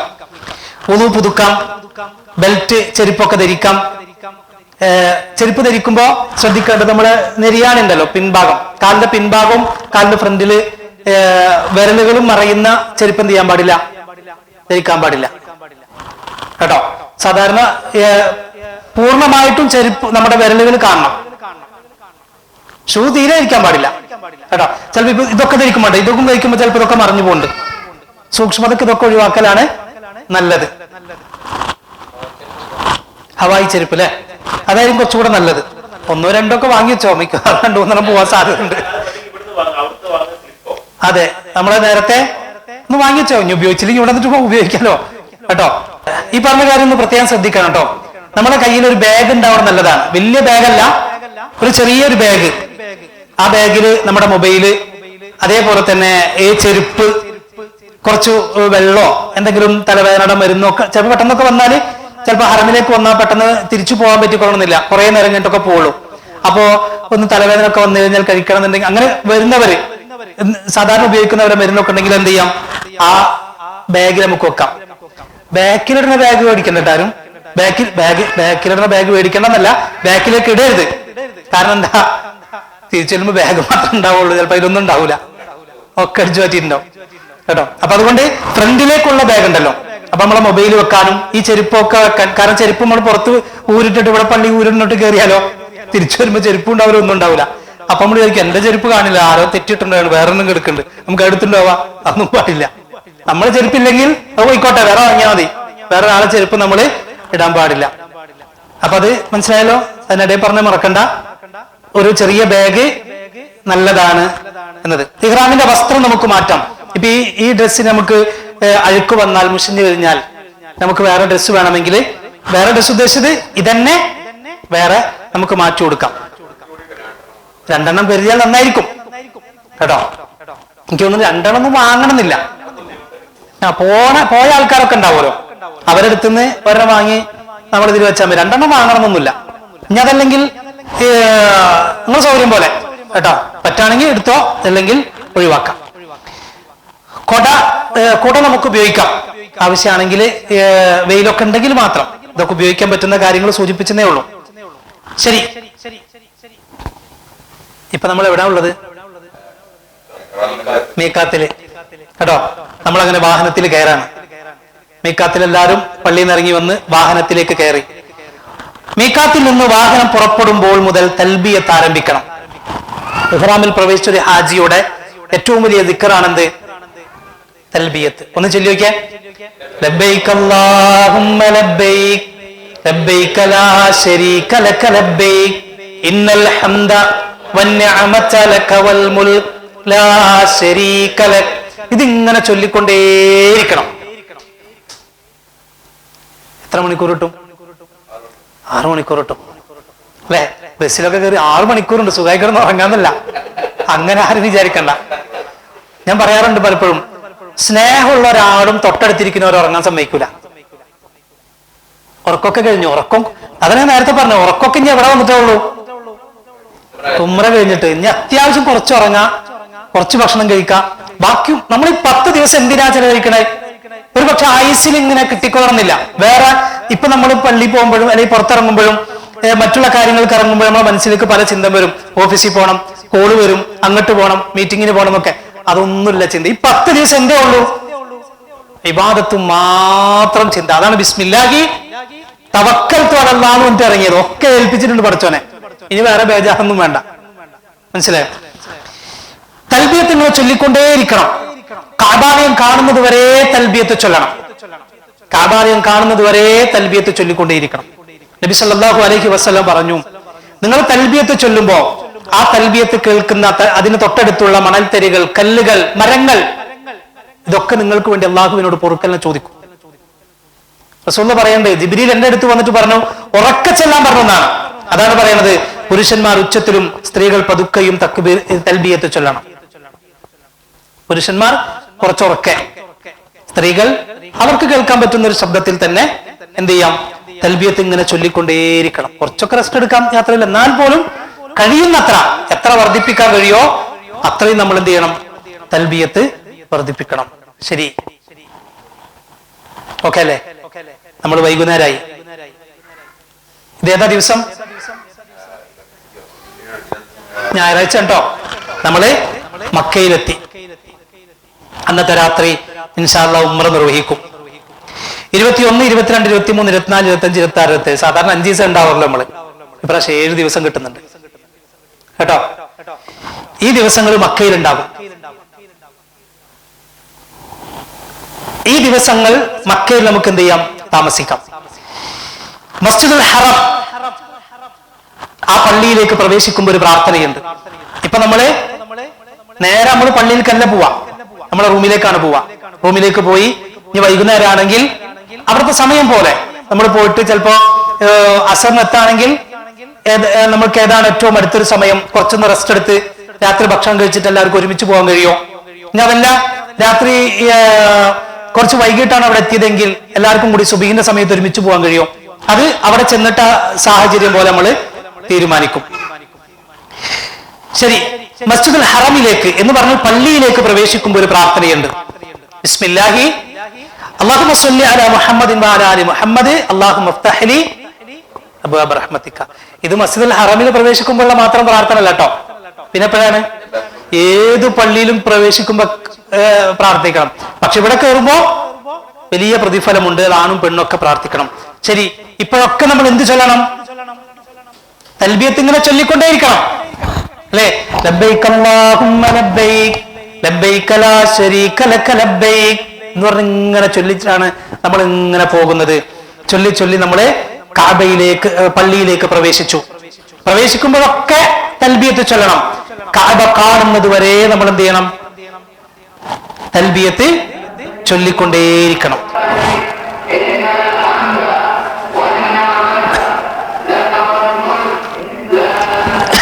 കണ്ടോ? ഇതിങ്ങനെ കഅബ കണ്ടപ്പോ എന്ത് ചെയ്തു? ആ തൽബിയത്ത് നിർത്തി. കഅബ കാണുന്നത് വരെ തൽബിയത്ത് ചൊല്ലണം. ശരി, കഅബാലയം ഇന്ന അവ്വല ബൈത്തിൻ wudi'a ലിന്നാസി ലല്ലദീ ബിബക്കത മുബാറകൻ വഹുദൽ ലിൽ ആലമീൻ. ഭൂമിയിലെ അല്ലാഹുവിനെ ആരാധിക്കാൻ വേണ്ടി നിർമ്മിക്കപ്പെട്ട ഒന്നാമത്തെ ഭവനമാണ് മസ്ജിദുൽ ഹറം, കഅബാലയം കേട്ടോ. ഇബ്രാഹിം നബിയും ഇസ്മായിൽ നബിയും കൂടി നിർമ്മിച്ചതാണ്. കഅബാലയത്തെ കുറിച്ച് പറയുമ്പോ ഇതിന്റെ ചുറ്റും ഇതൊരു നമുക്കിപ്പോ ജസ്റ്റ് ഒന്ന് മനസ്സിലാക്കാൻ, ഇത് കഅബയാണെന്ന് വിചാരിച്ചു കഴിഞ്ഞാൽ ഇതിന്റെ ചുറ്റുമുള്ള സ്ഥലമാണ് എന്ത്? മത്വാഫ് എന്ന് പറയും. ഈ പറഞ്ഞ മത്വാഫ്, ഇതിന്റെ ചുറ്റുമുള്ള സ്ഥലം. അതേപോലെ തന്നെ ഇതിന്റെ ഈ ഭാഗത്ത് ഇങ്ങനെ ഒരു അരമതിൽ കാണാം നിങ്ങൾക്ക്. ആ അരമതിലാണ് ഹിജ്ർ ഇസ്മായിൽ എന്ന് പറയും കേട്ടോ. അതേപോലെ തന്നെ ഇതിന്റെ ഈ മൂല, ഒന്നാമത്തെ മൂല ഇതായിട്ടാണ് പറയാം. ഇവിടെയാണ് ഹജറുൽ അസ്വദ്. ഇതിന്റെ ഫ്രണ്ടിലായിട്ടാണ് എന്തുള്ളത്? മഖാമു ഇബ്രാഹിം. അതേപോലെ തന്നെ നാലാമത്തെ മൂല ഇതിനാണ് റുക്നുൽ യമാനി എന്ന് പറയും. ഈ മൂലയുടെ പേരെന്താ? ഹജറുൽ അസ്വദ്. നാലാമത്തെ മൂല റുക്നുൽ യമാനി കേട്ടോ.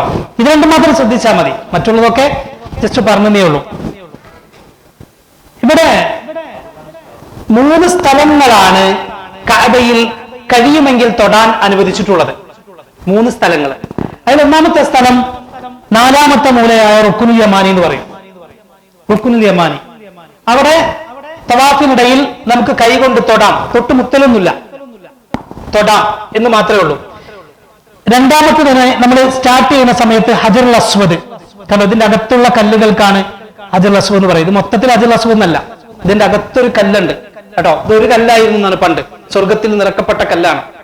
ഹദീസിൽ കാണാൻ കഴിയും, സ്വർഗത്തിൽ നിന്ന് ഇറക്കപ്പെട്ട കല്ലാണ്. അത് കൂടുതൽ ഇൻഷാ അല്ലാഹ് നമുക്ക് യാത്രയിലൊക്കെ പറയാം. അത് പിൽക്കാലത്ത് തകർക്കപ്പെട്ടു, ശത്രുക്കൾ വന്ന് തകർക്കുകയും അങ്ങനെ 8 കഷ്ണങ്ങളായി മാറുകയും പിന്നീട് ആ കഷ്ണങ്ങൾ എടുത്ത് അവിടെ പതിക്കുകയും ചെയ്തു എന്നാണ് പിൽക്കാലത്ത്.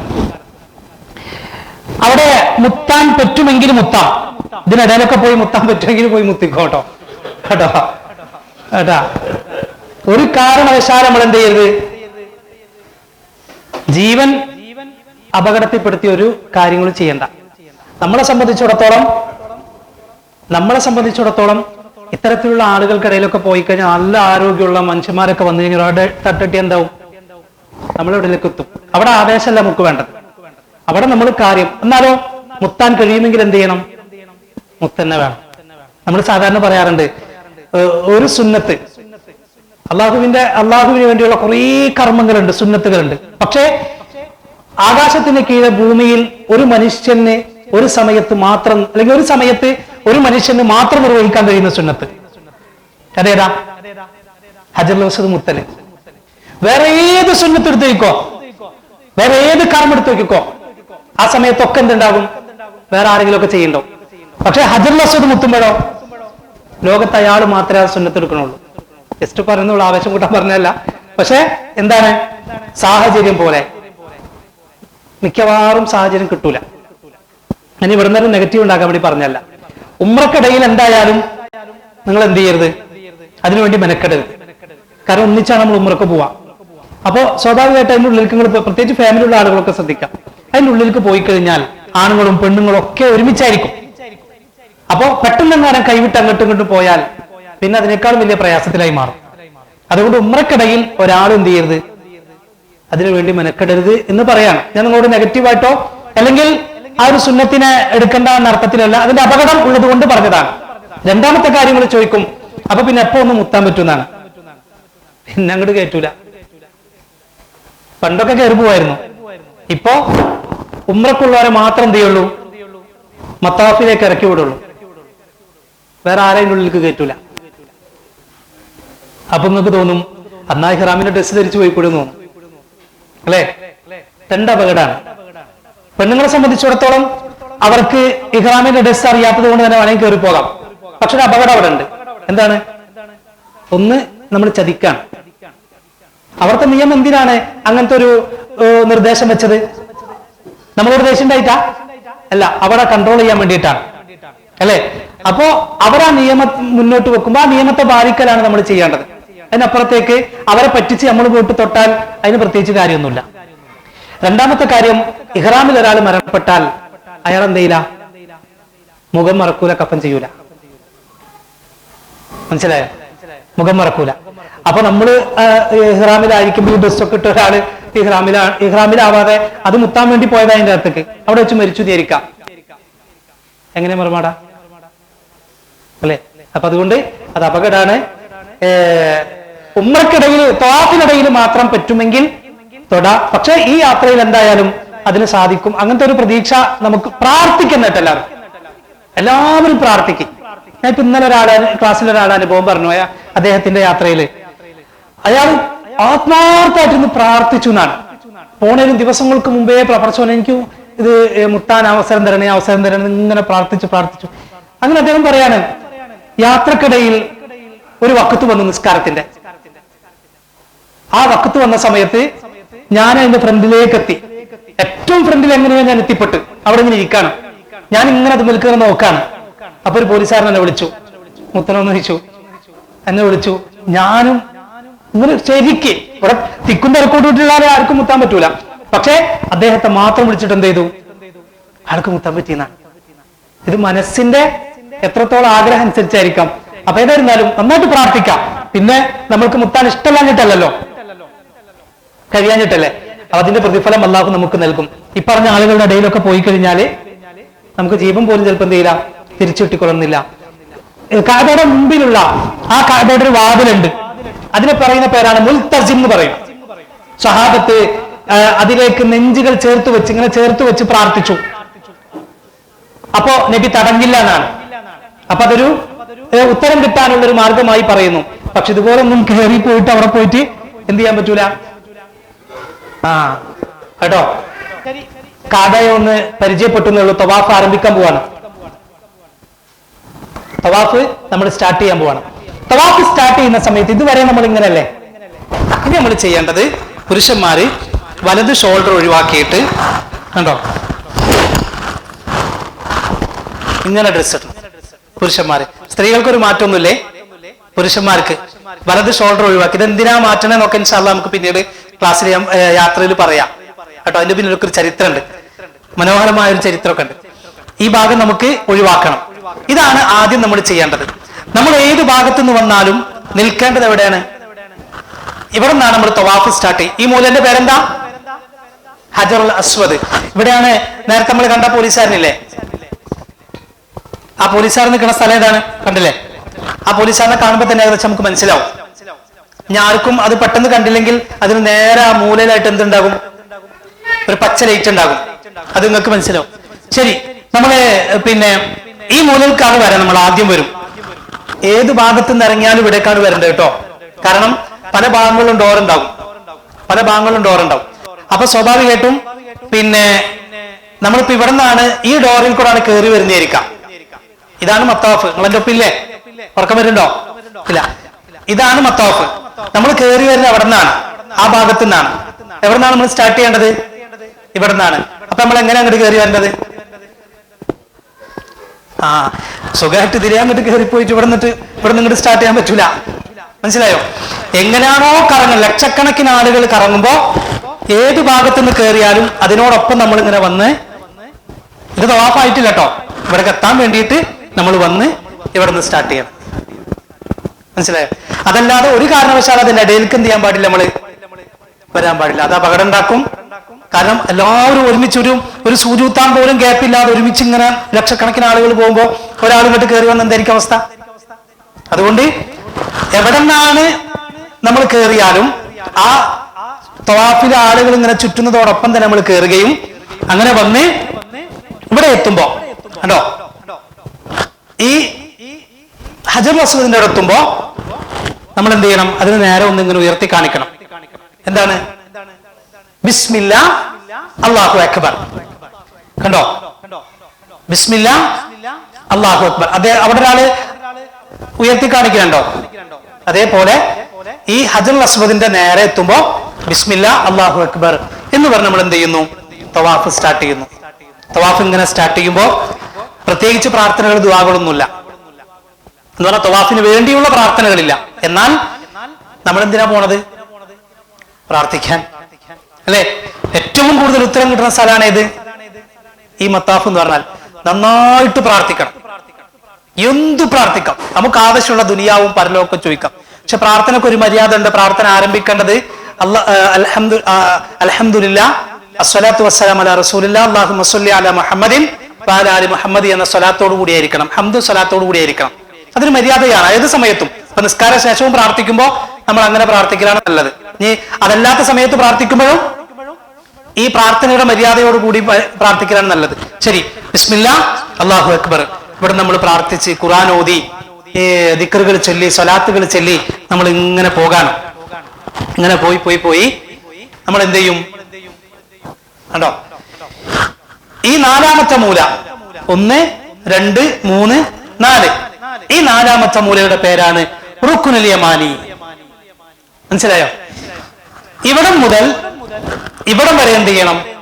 നമ്മൾ ചൊല്ലേണ്ട ഒരു പ്രാർത്ഥനയാണെന്ത്? റബ്ബനാ ആതിനാ ഫിദ്ദുനിയാ ഹസന വഫിൽ ആഖിറതി ഹസനതൻ വഖിനാ അസാബന്നാർ. അതിങ്ങനെ ആവർത്തിച്ചു കൊണ്ടേയിരിക്കണം. ഏതാ? റുക്നുൽ യമാനി മുതൽ ഹജറുൽ അസ്വദ് വരെ ഇത് ആവർത്തിച്ചുകൊണ്ടേയിരിക്കണം. ചിലപ്പോൾ ഭയങ്കര തിരക്കാവും. അപ്പൊ നമ്മൾ പതുക്കെ പോയാൽ മതി. പോയിട്ട് വേറെ പണിയൊന്നുമില്ലല്ലോ, ഓഫീസർക്കാരൊന്നുമില്ലല്ലോ, പതുക്കെ പോയാൽ മതി. ആ തിരക്കൊരു പക്ഷെ അള്ളാഹു നമുക്ക് കൊണ്ടുതരുന്നതായിരിക്കും. എന്തിന്? അവരൊരു 3 എണ്ണം കൂടുതൽ പറയട്ടെ എന്ന് പറയാൻ വേണ്ടിയിട്ട് അല്ലെ? അപ്പോ റുക്നുൽ യമാനി മുതൽ ഹജറുൽ അസ്വദ് വരെ റബ്ബനാ ആതിനാ ഫിദ്ദുനിയ ഇങ്ങനെ ആവർത്തിച്ചു കൊണ്ടേയിരിക്കണം. ശരി, നമ്മളിങ്ങനെ പറഞ്ഞു വന്ന് ഇവിടെ വീണ്ടും എത്തുമ്പോൾ എന്ത് ചെയ്യണം? അല്ലാഹു അക്ബർ. പിന്നെ ബിസ്മില്ല പറയണ്ട. ബിസ്മില്ല തുടക്കത്തിൽ മാത്രം പറഞ്ഞാൽ മതി. അല്ലാഹു അക്ബർ. വീണ്ടും നമ്മളിങ്ങനെ പോയി പ്രാർത്ഥിച്ചു, ദിക്റുകൾ ചൊല്ലി സ്വലാത്തുകൾ ചൊല്ലി ഒക്കെ പോയി നാലാമത്തെ മൂല വീണ്ടും. പറ്റുമെങ്കിൽ ഇവിടെ എന്ത് ചെയ്യണം? നമ്മള് ഒന്ന് തൊടാം. റുക്നുൽ യമാനിൽ കൈകൊണ്ട് തൊടാം. തൊടാൻ പറ്റിയില്ലെങ്കിൽ കൈ ഉയർത്തുകയോ മുത്തുകയോ ഒന്നും ചെയ്യണ്ട. തൊടാണെങ്കിൽ ബിസ്മില്ലാ എന്ന് പറയാം, വേറെ ഒന്നും പറയണ്ട. ശരി, ഇവിടെ മുതൽ വീണ്ടും റബ്ബനാ ആതിനാ ഫിദ്ദുനിയാ ഹസന. അവസാനം വീണ്ടും എടുത്തി അല്ലാഹു അക്ബർ. എത്രയായി? 2. അങ്ങനെ 3 വന്നു, 4 വന്നു, 5 വന്നു, 6 വന്നു, 7ാമത്തതും വന്നു. 7 തവണ പൂർത്തിയാക്കുമ്പോഴാണ് എന്ത് ചെയ്യേണ്ടത്? ഒരു തവാഫ് പൂർത്തിയാവാം. ഇവിടെ കണ്ടോ നിങ്ങള്? ഇവിടെ എത്തുമ്പോ ഇങ്ങനെ കൈ ഉയർത്തിയാൽ മതി. ശരിക്കും നമ്മൾ നേർക്കുനേരെ ചുംബിക്കലാണ് ചെയ്യേണ്ടത്. പക്ഷെ അതിന് കഴിയില്ല. അല്ലെങ്കിൽ കൈ കൊണ്ട് തൊട്ടിട്ട് ആ കൈ എന്ത് ചെയ്യണം? നമുക്ക് മുത്താം. അതല്ലാതെ വേറെ ആൾ തൊട്ടിട്ട് എല്ലാവർക്കും മുത്താൻ കൊടുക്കുന്ന പരിപാടി പാടില്ല. കേട്ടോ. നമ്മളിങ്ങനെ തൊടാ നൂത്തിക്കോ അങ്ങനെ പറയാൻ പറ്റൂല. നമ്മുടെ കൈ കൊണ്ട് തൊട്ടാൽ നമുക്ക് എന്ത് ചെയ്യാം, ആയ കൈ കൊണ്ട് മുത്തം. ഇനി അത് കഴിയില്ല എന്തായാലും അവിടെ. അതുകൊണ്ട് അല്ലാഹു അക്ബർ എന്ന് പറഞ്ഞ് നമ്മൾ എന്ത് ചെയ്യുന്നു, 7 പ്രാവശ്യം കഴിഞ്ഞാൽ തവാഫ് പൂർത്തിയായി. എന്തെങ്കിലും ഡൗട്ട് ഉണ്ടോ? ഒന്ന് പറഞ്ഞു നോക്കിയേ. സ്റ്റാർട്ടിങ് എവിടെ നിന്നാണ്? ഹജറുൽ അസ്വദ്. ഡ്രസ് ഇങ്ങനെ ഇടണം, ബിസ്മില്ലാ അല്ലാഹു അക്ബർ. പിന്നെ ഈ മൂലയിലേക്ക് വരണം, റുക്നുൽ യമാനി മുതൽ ഇവിടം വരെ റബ്ബനാ ആതിന. വീണ്ടും ഇവിടെ എത്തുമ്പോ അല്ലാഹു അക്ബർ. അങ്ങനെ 7 തവണ പൂർത്തിയാക്കണം. ശ്രദ്ധിക്കേണ്ടത് വുളു നിർബന്ധമാണ്. ഇത് ഇപ്പൊ കഴിയും, തവാഫ് കഴിഞ്ഞിട്ട് സംസം കുടിക്കാൻ കേട്ടോ. പിന്നെ വുളു നിർബന്ധമാണ്. അപ്പൊ വുളു നഷ്ടപ്പെട്ടാലോ പോയി വുളു എടുത്ത് വരണം കേട്ടോ. അപ്പൊ എവിടെ നിന്ന് പോയിട്ട് വുളു എടുത്ത് വരും? നമ്മൾ ഇവിടത്തെ പോലെ പള്ളിയില് പുറത്ത് പോയിട്ട് വുളു എടുത്ത് വരാൻ അതൊന്നും പറ്റൂല, പ്രത്യേകിച്ച് ആദ്യമായിട്ട് പോണവര്. അവിടെ ശ്രദ്ധിക്കേണ്ടത്, പിന്നെ ഒന്ന് മനസ്സിലുണ്ടായിക്കോട്ടെ നിങ്ങളെ മനസ്സില്, കഅബന്റെ മുൻഭാഗം ഉണ്ടല്ലോ, അഥവാ മഖാമു, ഇതാണ് മുൻഭാഗം കേട്ടോ.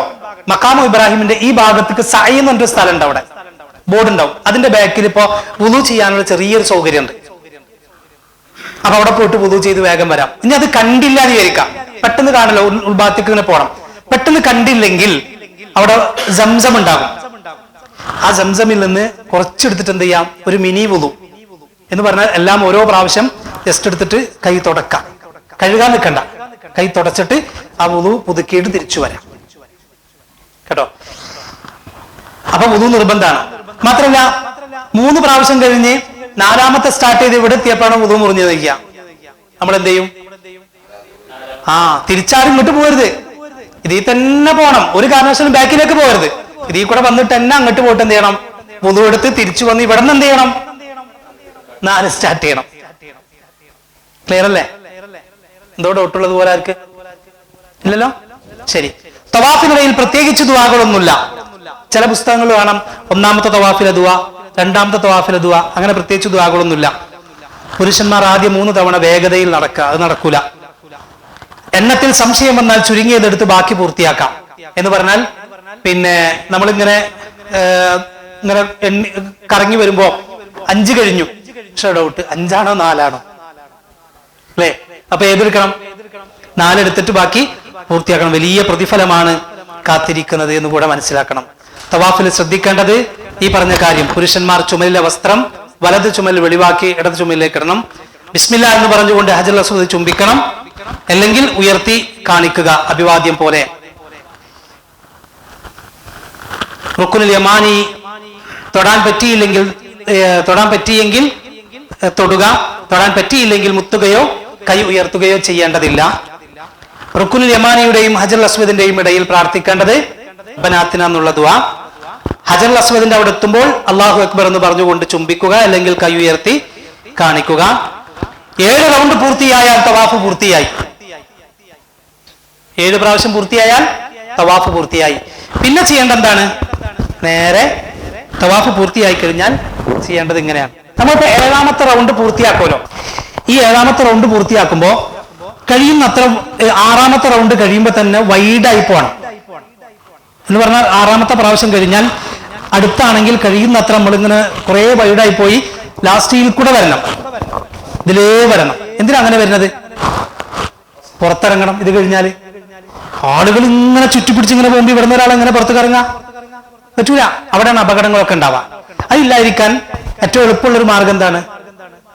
നന്നായിട്ട് വൈഡാവുക. 6 കഴിയുമ്പോ 7ാമത്തേല് ലാസ്റ്റ് എന്ത് ചെയ്യാം, അവിടെ നിന്ന് അല്ലാഹു അക്ബർ എന്ന് പറഞ്ഞുകൊണ്ട് അവിടെ നിന്ന് നമുക്ക് എക്സിറ്റ് ആവാം കേട്ടോ. ശരി. 7 പ്രാവശ്യം കഴിഞ്ഞാൽ സാധാരണ പോലെ ഡ്രസ്സ് ഇടുക. പിന്നെ നമുക്ക് ചെയ്യാനുള്ളത് മഖാമു ഇബ്രാഹിമിന്റെ പിന്നിലേക്ക് പോയി 2 റക്അത്ത് നിസ്കരിക്കണം. ഇവിടെയാണ് മഖാമു ഇബ്രാഹിം. ഇതിന്റെ ബാക്കിൽ, തൊട്ട് ബാക്കിൽ നിസ്കരിക്കാൻ പറ്റൂല. അവിടെ നമുക്ക് ഒരു അടയാളപ്പെടുത്തിയ സ്ഥലമുണ്ട്. നല്ല തിരക്കുണ്ടാകാം. ഒരു ചെറിയ ഗ്യാപ്പ് കിട്ടിയാൽ വേഗം നിസ്കരിച്ചോ. തൊട്ടടുത്ത് ആണോ പെണ്ണൊന്നും നോക്കാൻ വെക്കണ്ട. നമുക്ക് ഗ്യാപ്പ് കിട്ടിയാൽ വേഗം നിസ്കരിക്കാം. 2 റക്അത്ത് നിസ്കാരം. 1ാമത്തെ റക്അത്തിൽ അതിനു മുമ്പ് നിസ്കരിക്കാൻ നിൽക്കുമ്പോ വത്തഖിദു മിൻ മഖാമി ഇബ്രാഹിമ മുസല്ല എന്ന് പറയാം. ഓർമ്മ ഉണ്ടെങ്കിൽ എന്ന് പറഞ്ഞു നോക്കിയേ. ആദ്യത്തെ റക്അത്തിൽ ഫാത്തിഹയ്ക്ക് ശേഷം കാഫിറൂനും, 2ാമത്തെ റക്അത്തിൽ ഫാത്തിഹയ്ക്ക് ശേഷം ഇഖ്ലാസും പാരായണം ചെയ്യണം. തവാഫ് പൂർത്തിയായി. ക്ലിയർ അല്ലേ? ഡൗട്ടുണ്ടോ? ആർക്കും ഡൗട്ടൊന്നുമില്ലല്ലോ? ഇല്ല. ഇനി സംസം കുടിക്കണം. തവാഫ് ഇവിടെ നമ്മൾ കഴിഞ്ഞല്ലോ, ഈ ഭാഗത്തും തവാഫ് കഴിഞ്ഞു. നമ്മൾ നേരെ ബാക്കിൽ പോയി മക്കാമു ഇബ്രാഹിമിന്റെ പിന്നിൽ 2 റക്അത്ത് നിസ്കരിച്ചു. എന്താണ് മക്കാമു ഇബ്രാഹിം എന്ന് പറഞ്ഞാല്? എന്താണ് മക്കാമു ഇബ്രാഹിം? ഇബ്രാഹിം അലൈഹിസ്സലാത്തു വസ്സലാമിന്റെ കാൽപാദം പതിഞ്ഞ കല്ലിനെയാണ് എന്ത് പറയണത്? മക്കാമു ഇബ്രാഹിം എന്ന് പറയണത്. ആദ്യം ആ കല്ല് കാബയോട് ചേർന്നുള്ളൊരു സ്ഥലത്തായിരുന്നു. പിന്നീട് നമ്മുടെ ആളുകൾക്ക് സ്വഭാവം ഉണ്ടല്ലോ, എവിടെ ചെന്നാലും തൊട്ടുമുത്തലും. അപ്പൊ അവസാനം അവിടുത്തെ ആളുകൾ എന്ത് ചെയ്തു? പിന്നെ ഭരണകൂടം അതിനൊരു ഗ്ലാസിന്റെ ഉള്ളിലേക്കാക്കി മാറ്റി വെച്ചു എന്നതാണ്. ആ കാൽപാദം പതിഞ്ഞ കല്ലാണ് മക്കാമു ഇബ്രാഹിം. അത് തൊട്ടുമുത്തലോ കെട്ടിപ്പിടിക്കലോ ഒന്നും പ്രത്യേകിച്ച് ഒരു ബറക്കത്തുമില്ല. നമുക്ക് അവിടെ പോയാൽ ആ ഗ്ലാസിന്റെ ഉള്ളിൽ കൂടെ നോക്കിയാൽ അത് കാണാൻ പറ്റും. ആ കാൽപാദത്തിന്റെ ഭാഗം ഷേപ്പ് ചെയ്തിട്ട് അവരങ്ങനെ വെച്ചിട്ടുണ്ട്. നിസ്കരിച്ചു കഴിഞ്ഞാൽ പിന്നെ സംസം കുടിക്കണം. സംസം പ്രത്യേകം ശ്രദ്ധിക്കേണ്ടത് മദീനത്തെന്നാലും മക്കത്തെന്നാലും ഇവിടെ കണ്ടോ നോട്ട് കോൾഡ് എന്ന് പ്രത്യേകം അവിടെ എഴുതിയിട്ടുണ്ടാവും. അതായിരിക്കണം കൂടുതൽ. കാരണം നമുക്ക് അവിടെ ചെന്ന് അസുഖമായിട്ട് കിടക്കാൻ പറ്റൂല, പ്രത്യേകിച്ച് തണുപ്പാണ് അല്ലെ. ആ സമയത്ത് നമ്മൾ എന്ത് ചെയ്യണം? അധികം തണുപ്പില്ലാത്തത്, അത് യാത്രയിലൊക്കെ ശ്രദ്ധിക്കേണ്ട കാര്യമാണ് കേട്ടോ. കാണുമ്പോ യാത്ര ഒക്കെ ചെയ്യുന്ന സമയത്തോ അല്ലെങ്കിൽ അവിടെ ഇങ്ങനെ പിന്നെ കാണുന്ന സമയത്തൊക്കെ തണുപ്പൊക്കെ ഇങ്ങനെ കുടിച്ചിട്ട് പിന്നെ തൊണ്ടവേദന വന്ന് പ്രശ്നമായി, അങ്ങനത്തെ ഒരു അവസ്ഥ നമുക്ക് ഉണ്ടാകാതിരിക്കാൻ നമ്മൾ പ്രത്യേകം ആ കാര്യങ്ങൾ ശ്രദ്ധിക്കണം. സംസം കുടിക്കുമ്പോൾ പോലും ഇതേപോലെ ബോട്ടിൽ കണ്ടോ ഇവിടെ നോട്ട് കോൾഡ് എന്ന് എഴുതിയിട്ടുണ്ടാകും, അതിൽ നിന്ന് കുടിക്കലാണ് ഏറ്റവും നല്ലത്. സംസം സാധാരണ വെള്ളമല്ല, ഇന്നഹ മുബാറകത്തുൻ, അത് അനുഗ്രഹീതമാക്കപ്പെട്ട വെള്ളമാണ്. വഹിയ തുആമു തുഅം വശിഫാഉ സുഖം, അത് ഭക്ഷണത്തിന് പരിഹാരമാണ്, രോഗത്തിന് ശമനമാണ്. ഒരു സ്വഹാബി നബി സല്ലല്ലാഹു അലൈഹി വസല്ലമയെ അന്വേഷിച്ച് മക്കയിലേക്ക് വന്നു. 1 മാസക്കാലം അദ്ദേഹം താമസിച്ചു അവിടെ. 1 മാസം കഴിഞ്ഞിട്ടാണ് റസൂലുള്ളാഹിനെ കാണുന്നത് സല്ലല്ലാഹു അലൈഹി വസല്ലം. അപ്പൊ പ്രവാചകൻ ചോദിച്ചു, നീ എങ്ങനെയാണ് കഴിഞ്ഞത്, എന്താണ് കഴിച്ചത് 1 മാസക്കാലം? അദ്ദേഹം പറഞ്ഞു, ഞാൻ സംസം കുടിച്ചു എന്നാണ്. സംസം വിശപ്പിന് പരിഹാരമാണെന്ന് നബി സല്ലല്ലാഹു അലൈഹി വസല്ലം പറയാണ്. അത് രോഗത്തിന് ശമനമാണ്. എന്ത് അസുഖമുണ്ടെങ്കിലും അത്രമാത്രം നിയ്യത്തോടെ താല്പര്യത്തോടെ ഇഖ്ലാസോടുകൂടെ ആ സംസം കുടിച്ചാൽ അസുഖത്തിന് ശമനം കിട്ടുമെന്നാണ്. എന്തുദ്ദേശിച്ച് സംസം കുടിച്ചോ അത് നിറവേറ്റപ്പെടുമെന്നാണ്. ഭൗതികവും ആഖിറവും നമുക്ക് ഉദ്ദേശിക്കാനാണ്. ഭൗതികം ഉദ്ദേശിക്കാം, ആഖിറ ഉദ്ദേശിക്കാം, എന്നിട്ട് സംസം കുടിക്കാം, പ്രാർത്ഥിക്കാം. അപ്പൊ സാധാരണ വെള്ളമല്ല. ഇന്നെന്താ പ്രശ്നം എന്നറിയോ? നമുക്ക് അങ്ങനെയാണല്ലോ, സാധനം കുറെ കിട്ടുമ്പോ നമുക്ക് അതിനോടുള്ള ഒരു പവിത്രതൊക്കെ നഷ്ടപ്പെട്ടുകൊണ്ടിരിക്കുകയാണ്. പണ്ട് എനിക്ക് ഓർമ്മയുണ്ട്, ഹജ്ജിനൊക്കെ പോയി വന്നു കഴിഞ്ഞാൽ ആളുകൾ ഇതേപോലത്തെ ഒരു മൂടിയാണ് സംസം തരാം നമുക്ക്, അല്ലെ? ഇന്നോ ഇതേപോലെ ബോട്ടിൽ എന്നാലും അല്ല, ഗ്ലാസ് ഇങ്ങനെ കുടിക്കാണ് നമ്മൾ, ഗ്ലാസ്സിൽ. എന്നിട്ട് നമുക്ക് പ്രത്യേകിച്ച് ഒരു മാറ്റം വരുന്നില്ല. എന്തുകൊണ്ടാണ്? അതിന്റെ പിന്നിൽ ആരാണ്?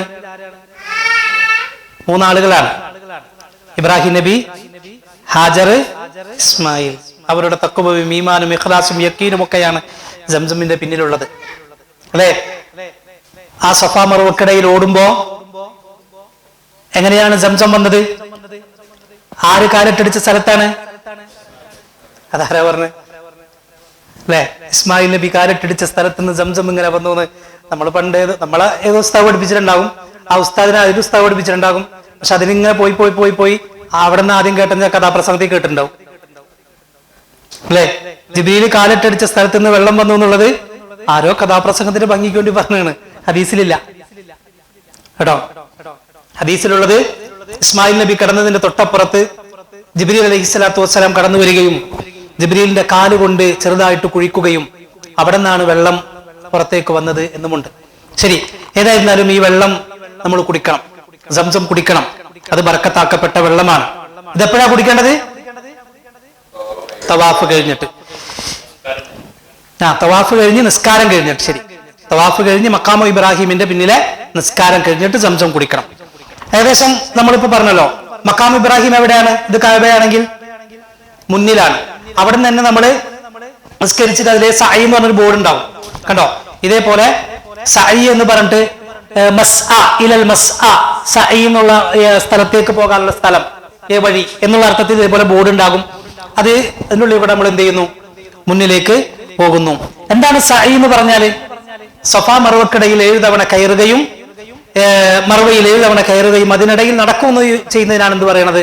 സഅയ് എന്ന് പറയുന്നത്. സഫാ മറുവയിൽ 7 തവണ കയറുകയും അതിനിടയിൽ നടക്കുകയും ചെയ്യുക എന്നതിനാണ് സഅയ് എന്ന് നമ്മൾ പറയുന്നത്. ഇപ്പൊ ഇവിടെ ശ്രദ്ധിക്കേണ്ടത്, പിന്നെ സഫയിൽ നിന്നാണ് സഅയ് ആരംഭിക്കേണ്ടത്. സഫയിൽ നിന്നാണ്. സഫയിലേക്ക് കയറുമ്പോ നമ്മൾ ഈ ആയത്ത് പാരായണം ചെയ്ത് കയറണം. ഇന്നസ്സഫാ വൽ മർവത മിൻ ശആഇരില്ലാഹ് فمن حج البيت أو اعتمر فلا جناح عليه أن يطوف بهما ومن تطوع خيرا فإن الله شاكر عليم. കണ്ട, സഫ ഇവിടെ നിന്നാണ് സ്റ്റാർട്ട് ചെയ്യേണ്ടത്. സഅയ് സ്റ്റാർട്ട് ചെയ്യേണ്ടത് സഫയിൽ നിന്നാണ്. ഇവിടേക്ക് ചെറിയൊരു കയറ്റം ഇതേപോലെ കണ്ട, ഇവിടെ ചെറുതായിട്ടൊരു കയറ്റം ഉണ്ടാവും. ഇങ്ങനെ ഇതേപോലെ ഇത്ര ചെറുതായിട്ട് ഇങ്ങനെ കയറി വരാൻ, ആ കയറ്റത്തിലൂടെ നമ്മൾ ഇങ്ങനെ കയറുമ്പോഴാണ് എന്ത് ചെയ്യേണ്ടത്? ഇന്ന് ചൊല്ലി നോക്കിയ ഇന്ന സഫാ വൽ മർവത മിൻ ശആഇരില്ലാഹ് ഫമൻ ഹജ്ജൽ ബൈത അവ ഇഅ്തമറ ഫലാ ജുനാഹ അലൈഹി അൻ യത്തവഫ ബിഹിമാ വമൻ തതവ്വഅ ഖൈറൻ ഫഇന്നല്ലാഹ ശാകിറുൻ അലീം. ഇത് ചൊല്ലിക്കൊണ്ടാണ് നമ്മൾ ഇങ്ങനെ കയറേണ്ടത്. മനസ്സിലായോ? അപ്പൊ നമ്മൾക്ക് ഇങ്ങനെ ഒരു ധൈര്യമുണ്ട്, ഇതിലുണ്ടല്ലോ അല്ലെ, ഫോണിലുള്ള ധൈര്യമാണ്, അല്ലെങ്കിൽ എന്തെങ്കിലും കടലാസിലൊക്കെ.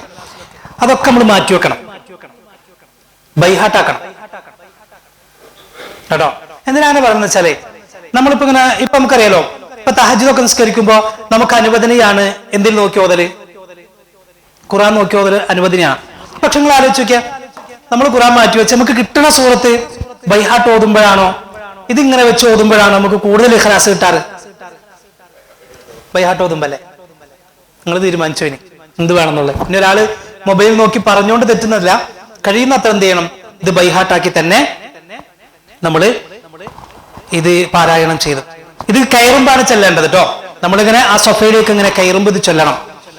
അങ്ങനെ കയറി കഴിഞ്ഞാൽ പിന്നെ കഅബന്റെ ഡയറക്ഷനിലേക്ക് നമ്മൾ തിരിയണം. ഇപ്പോ നമ്മൾ ഇവിടെ നിന്നാണ് ചെല്ലണത്. അപ്പോ ഇതിന്റെ റൈറ്റ് സൈഡിലാണ് സൊഫ, ലെഫ്റ്റ് സൈഡിലാണ് എന്ത്? മറവുള്ളത്. ഇങ്ങനെ കയറി നമ്മൾ സൊഫയിലേക്ക് വന്നാൽ പിന്നെ ഇങ്ങോട്ടാണ് നമ്മൾ തിരിഞ്ഞിക്കേണ്ടത് കണ്ടോ. റൈറ്റ് സൈഡിലേക്ക് വന്നാൽ ഇവിടുന്ന് കഅബന്റെ ഡയറക്ഷനിലായിട്ട് തിരിഞ്ഞു നിന്നിട്ട് ഈ പ്രാർത്ഥന 3 പ്രാവശ്യം പ്രാർത്ഥിക്കണം. ഒന്ന് പറഞ്ഞേ.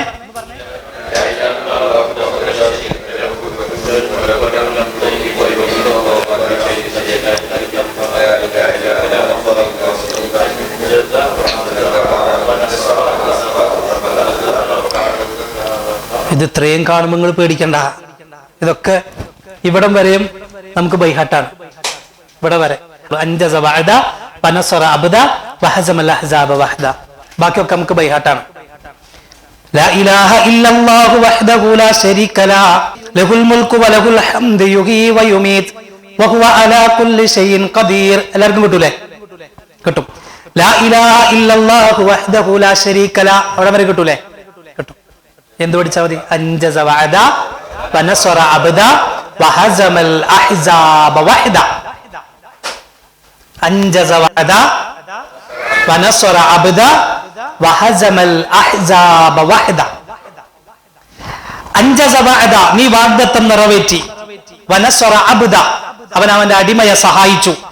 വഹസമൽ അഹ്സാബ വഹദ, സഖ്യകക്ഷികളെ അവൻ പരാജയപ്പെടുത്തി. സഅയില് സൊഫയിൽ കയറി കഅബന്റെ ഡയറക്ഷനിലായി ഈ പ്രാർത്ഥന പ്രാർത്ഥിച്ചു. 1 പ്രാവശ്യം പ്രാർത്ഥിച്ചു. അതിനിടയിൽ നമുക്ക് ആവശ്യമുള്ളതൊക്കെ പിന്നെയും പ്രാർത്ഥിക്കാം. വീണ്ടും ഈ പ്രാർത്ഥന പ്രാർത്ഥിച്ചു. പിന്നെയും നമുക്ക് ആവശ്യമുള്ള കുറച്ചേരം പ്രാർത്ഥിക്കാം. വീണ്ടും ഈ പ്രാർത്ഥന പ്രാർത്ഥിച്ചു. അങ്ങനെ 3 പ്രാവശ്യം ഈ പ്രാർത്ഥനക്കിടയിൽ കുറച്ചു നേരം ചെയ്യണം, നമ്മുടേതായ ആവശ്യങ്ങൾ അള്ളാഹുവോട് പ്രാർത്ഥിക്കണം. 3 പ്രാവശ്യം പ്രാർത്ഥിച്ചു കഴിഞ്ഞാൽ പിന്നെന്ത് ചെയ്യണം? തിരിച്ച് മറുവയിലേക്ക് പോകണം. കണ്ടോ, ഇവിടെ നമ്മൾ കയറി ഈ ഡയറക്ഷനിൽ നമ്മളിത് പ്രാർത്ഥിച്ചു. ഇനി മറുവ എവിടെയുള്ളത്? ആ ഭാഗത്താണ്. ഇവിടെ ഒരു വലിയ പില്ലർ ഉണ്ടാകും. ഇതിലേ ഇത് പില്ലറാണെങ്കിൽ നമ്മൾ ഇതിലേ ചുറ്റിയിട്ട് നേരെ പോയി ഇതേപോലെ തന്നെ മറുവയിലേക്ക് കയറുമ്പോഴും എന്ത് ചെയ്യണം? പോകുന്ന സ്ഥലത്തൊരു ചെറുതായിട്ട് ശ്രദ്ധിക്കേണ്ടതുണ്ട്. അവിടെ ഒരു ഗ്രീൻ ലൈറ്റ് കാണാൻ കഴിയും. പോകുന്ന സ്ഥലത്ത് ഇതേപോലെ മേലെ കാണിക്കും, അങ്ങനത്തെ ഗ്രീൻ ലൈറ്റ് കാണും. അവിടെ എന്ത് ചെയ്യണം? പുരുഷന്മാര് ഒന്ന് സ്പീഡില്, അധികം വലുതായിട്ട് കണ്ടില്ലേ, ചെറുതായിട്ടൊന്നൊരു ഓട്ടം പുരുഷന്മാർ നടത്തണം. ആരോടണ്ട? യഥാർത്ഥത്തിൽ ആരായിരുന്നു ഓടേണ്ടത് അല്ലേ? കാരണം ആരുടെ ഓർമ്മയാണ്? ഹാജറ ബീവി ഓടി ഓട്ടാണ്. പക്ഷെ അള്ളാഹുവിന്റെ റസൂൽ പറഞ്ഞു, സ്ത്രീകൾ നിങ്ങൾ ഓടണ്ട, പകരം ആരെ ഓടണം? അതാണ് പറയുന്നത്, അള്ളാഹ് തൃപ്തിപ്പെട്ട് കഴിഞ്ഞാൽ ഒരു അടിമയായിരുന്ന ഹാജറ ബീവിയാണ് ഖിയാമത്ത് നാൾ വരെയുള്ള മുഴുവൻ ആളുകളും ഓർക്കാൻ. അതാണ്, ഒരു അടിമയായിരുന്നു ഹാജറ ബീവി അല്ലെ? ശരി, അവിടെ എന്ത് ചെയ്യണം? ആ ഗ്രീൻ ലൈറ്റ് ഉള്ള ഭാഗത്ത് പുരുഷന്മാർ കുറച്ച് സ്പീഡിൽ ഇങ്ങനെ മുന്നോട്ട് പോകണം. ഇപ്പൊ നേരത്തെ നമ്മൾ പറഞ്ഞല്ലോ, തവാഫ് ചെയ്യുന്ന സമയത്ത് ചിലപ്പോൾ നമുക്ക് നടക്കൂല, ഇവിടെ നമുക്ക് ചെയ്യാൻ പറ്റും. അപ്പൊ ഫാമിലി ഉള്ളവരാണെങ്കിലും ഒന്ന് ഓടിയിട്ട് എന്ത് ചെയ്താൽ മതി, അവിടെ ചെന്ന് നിന്നാൽ മതി, കുറച്ചുള്ളൂ, ചെറിയൊരു ദൂരം കേട്ടോ. ശരി, അങ്ങനെ മറുവയിലേക്ക് നമ്മൾ പോയി. മറുവയിലേക്ക് നമ്മൾ കയറുന്നു. സൊഫ മറുവ എന്നൊക്കെ പറഞ്ഞ പണ്ടത്തെ മലൊന്നുമല്ല കേട്ടോ, അവിടെ വലിയ കുന്നായിരുന്നല്ലോ, എന്തൊക്കെ ഇടിച്ച് നിരത്തി അവിടുത്തെ സൗകര്യത്തിനാക്കി. ചെറിയ ഇത് ഒരു അടയാളത്തിന് വേണ്ടി മാത്രമാണ്, മറവയാണെന്ന് അറിയാൻ വേണ്ടി മാത്രമുള്ള ഒരു ചെറിയ അടയാളപ്പെടുത്തിയ സ്ഥലം. അവിടെ ഇപ്പൊ ഒരു ഗ്ലാസ് ഇട്ടിട്ടുണ്ട്. ഏതായിരുന്നാലും ഇതാണ് മറുവ. ഈ മറുവയിലേക്ക് നമ്മൾ ഇങ്ങനെ കയറുമ്പോ അവിടെയും നമ്മൾ എന്ത് ചെയ്യണം? ഇന്ന സൊഫ വൽ മറുവത്ത മിൻ ശആഇരില്ലാഹ് എന്ന പ്രാർത്ഥന, എന്ന ഖുർആൻ പാരായണം ആയത്ത് നമ്മൾ പാരായണം ചെയ്യണം.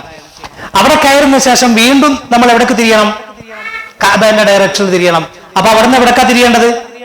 ഇങ്ങോട്ടാണ് തിരിയേണ്ടത്. ഇവിടെ നിന്ന് ഇങ്ങോട്ടായിരുന്നെങ്കിൽ അവിടെ നിന്ന് ഇങ്ങനെയാണ് തിരിയേണ്ടത്. മനസ്സിലായോ? അവിടെയും 3 പ്രാവശ്യം ഈ പ്രാർത്ഥന പ്രാർത്ഥിക്കണം. അവിടെ നിന്ന് വീണ്ടും, അപ്പൊ എത്രയായി? 1 ഒന്നാണ്. അവിടെ നിന്ന് പോയി വീണ്ടും മറുവയിൽ നിന്ന് സൊഫയിലേക്ക് വരണം. വരുമ്പോ പച്ച ലൈറ്റ് ഉണ്ടാകും, അവിടെ ഓടണം. മറുവയിലേക്ക് കയറുമ്പോ ഇന്ന സൊഫ വൽ മറുവത്തെ ചൊല്ലണം. അവിടെ കയറി നിന്നുകൊണ്ട് കഅബയുടെ ഡയറക്ഷനിൽ 3 പ്രാവശ്യം പ്രാർത്ഥിക്കണം. എത്രയായി? 2ആയി. വീണ്ടും മറുവയിലേക്ക് പോകണം. പോകുന്നതിനിടയിൽ പച്ച ലൈറ്റിന്റെ ഭാഗത്ത് ഓടണം.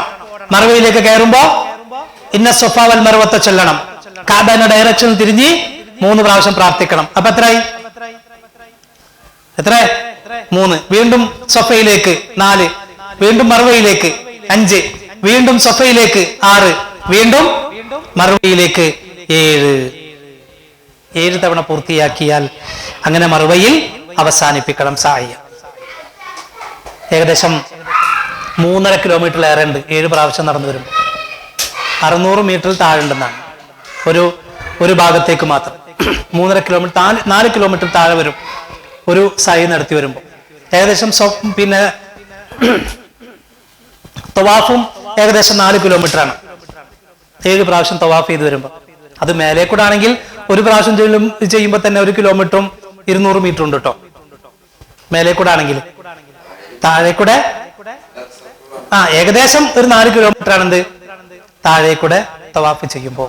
ചുരുക്കി പറഞ്ഞാൽ ചുരുങ്ങിയ ഒരു 10 കിലോമീറ്റർ ആക്കേണ്ടി വരും. എളുപ്പമല്ല എന്നർത്ഥം. പോയിട്ടൊക്കെ ഇവിടെ നിന്നൊക്കെ ഫ്ലൈറ്റിലാണ് പോണത്, സുഖല്ലേ? ആ സുഖമൊക്കെ തന്നെയാണ്. പക്ഷെ ഈ പറഞ്ഞ പണിക്കുന്നുണ്ട് കുറച്ച് പ്രയാസങ്ങളൊക്കെ ഉണ്ടാവും കേട്ടോ. ശരി, അപ്പോ സായിയും അവസാനിച്ചു. സായിൽ ശ്രദ്ധിക്കേണ്ട കാര്യങ്ങള്: സൊഫയിൽ നിന്ന് ആരംഭിക്കണം. സൊഫയിലും മറുവയിലും കയറുമ്പോൾ ആയത്ത് ചൊല്ലണം. കഅബയിലേക്ക് തിരിഞ്ഞു നിന്ന് 3 പ്രാവശ്യം കൈയുയർത്തി പ്രാർത്ഥിക്കണം. 7 പ്രാവശ്യം നടക്കണം. പച്ച ലൈറ്റ് കാണുമ്പോൾ പുരുഷന്മാർ ഓടുക, സ്ത്രീ നടക്കുക. നടത്തത്തിനിടയിൽ പ്രത്യേക ദുആകളൊന്നുമില്ല. മനസ്സിലായോ? പ്രത്യേകിച്ച് ദുആകളൊന്നുമില്ല. ഈ പറഞ്ഞ ദുആകളാണ്. അതിനർത്ഥം ദുആ ചെയ്യണമെന്നാണോ? അല്ല, ദുആ ചെയ്യണം, പ്രാർത്ഥിക്കണം, സ്വലാത്ത് ചൊല്ലണം, ഖുർആൻ പാരായണം, ഫാത്തിഹ ഓതിക്കോ, ആയത്തുൽ കുർസി ചൊല്ലിക്കോ, ആമന റസൂൽ ചൊല്ലിക്കോ, ബൈഹാട്ടുള്ളതൊക്കെ ഓതിക്കോ. അതേപോലെ തന്നെ വുളൂ നിർബന്ധമില്ല. സഈന്, തവാഫിന് വുളൂ നിർബന്ധമാണ്. പക്ഷെ സഈന് എന്തില്ല? വുളൂ നിർബന്ധമില്ല. ഈ ഓട്ടത്തിനിടയിലൊക്കെ നമ്മൾ ഓർക്കേണ്ടത് ഇബ്രാഹിമി കുടുംബത്തെയാണ്. ശരി, സഈ കഴിഞ്ഞു. ഇനി അടുത്ത പണി എന്താ? മുടി കളയണം, വെട്ടണം. പുരുഷന്മാർ മുടി പൂർണ്ണമായിട്ട് എന്ത് ചെയ്യണം? മുടിയെടുക്കണം. സ്ത്രീകളോ അവരുടെ പിൻഭാഗത്ത്, അവരുടെ മുടിയുടെ അറ്റത്ത് നിന്നും 1 വിരലിന്റെ വലുപ്പത്തിൽ വെട്ടിക്കളയണം. മനസ്സിലായോ? പുരുഷന്മാർ മുടിയെടുക്കണം, സ്ത്രീകൾ 1 വിരലിന്റെ വലുപ്പത്തില് വെട്ടിക്കളയണം. ഒരു കത്രിയൊക്കെ ഉണ്ടായിക്കോട്ടെ. നബി പഠിപ്പിച്ചു തഹല്ലുലാവാൻ. അതോടുകൂടി ഉംറയിന്ന് കഴിഞ്ഞു. അല്ലെ? ഇത്ര നേരം നമ്മൾ പറഞ്ഞ എന്താണ്? സഅയിലും അതുപോലെ തന്നെ തവാഫിലും ഒക്കെ നമ്മൾ പറഞ്ഞു പടച്ചോനെ പുറത്തരണേ, മാപ്പാക്കണേ, അങ്ങനെ മനസ്സ് കഴുകി ശുദ്ധിയാക്കി അല്ലെ? ഇനി എന്താ? ശരീരവും ശുദ്ധിയാവാണ്. ഇതും നിനക്ക് ഞാൻ സമർപ്പിക്കാം. എന്റെ മുടി, ചില ആളുകളൊക്കെ പോയി കഴിഞ്ഞാൽ പറയും, എന്റെ ഓഫീസിലൊക്കെ പോകുമ്പോൾ മുട്ടത്തലായിട്ടൊക്കെ പോകുമ്പോൾ നാണക്കടല്ലേ, അതുകൊണ്ട് ഞാൻ മുടിയൊന്നും പഠിക്കൂല. ഞാൻ സാധാരണ ആളുകളോട് പറയാറ്, പിന്നെ മുടിയെടുത്താൽ കൂലിയുള്ള 2 സന്ദർഭങ്ങളേ ഉള്ളൂ. ഒന്നാമത്തെ സന്ദർഭം ഏതാ? ഒന്ന് അക്കീക്കന്റെ സന്ദർഭം. അത് അമ്മക്ക് കൂലി കിട്ടൂല. അത് ആരൊക്കെ കിട്ടാ?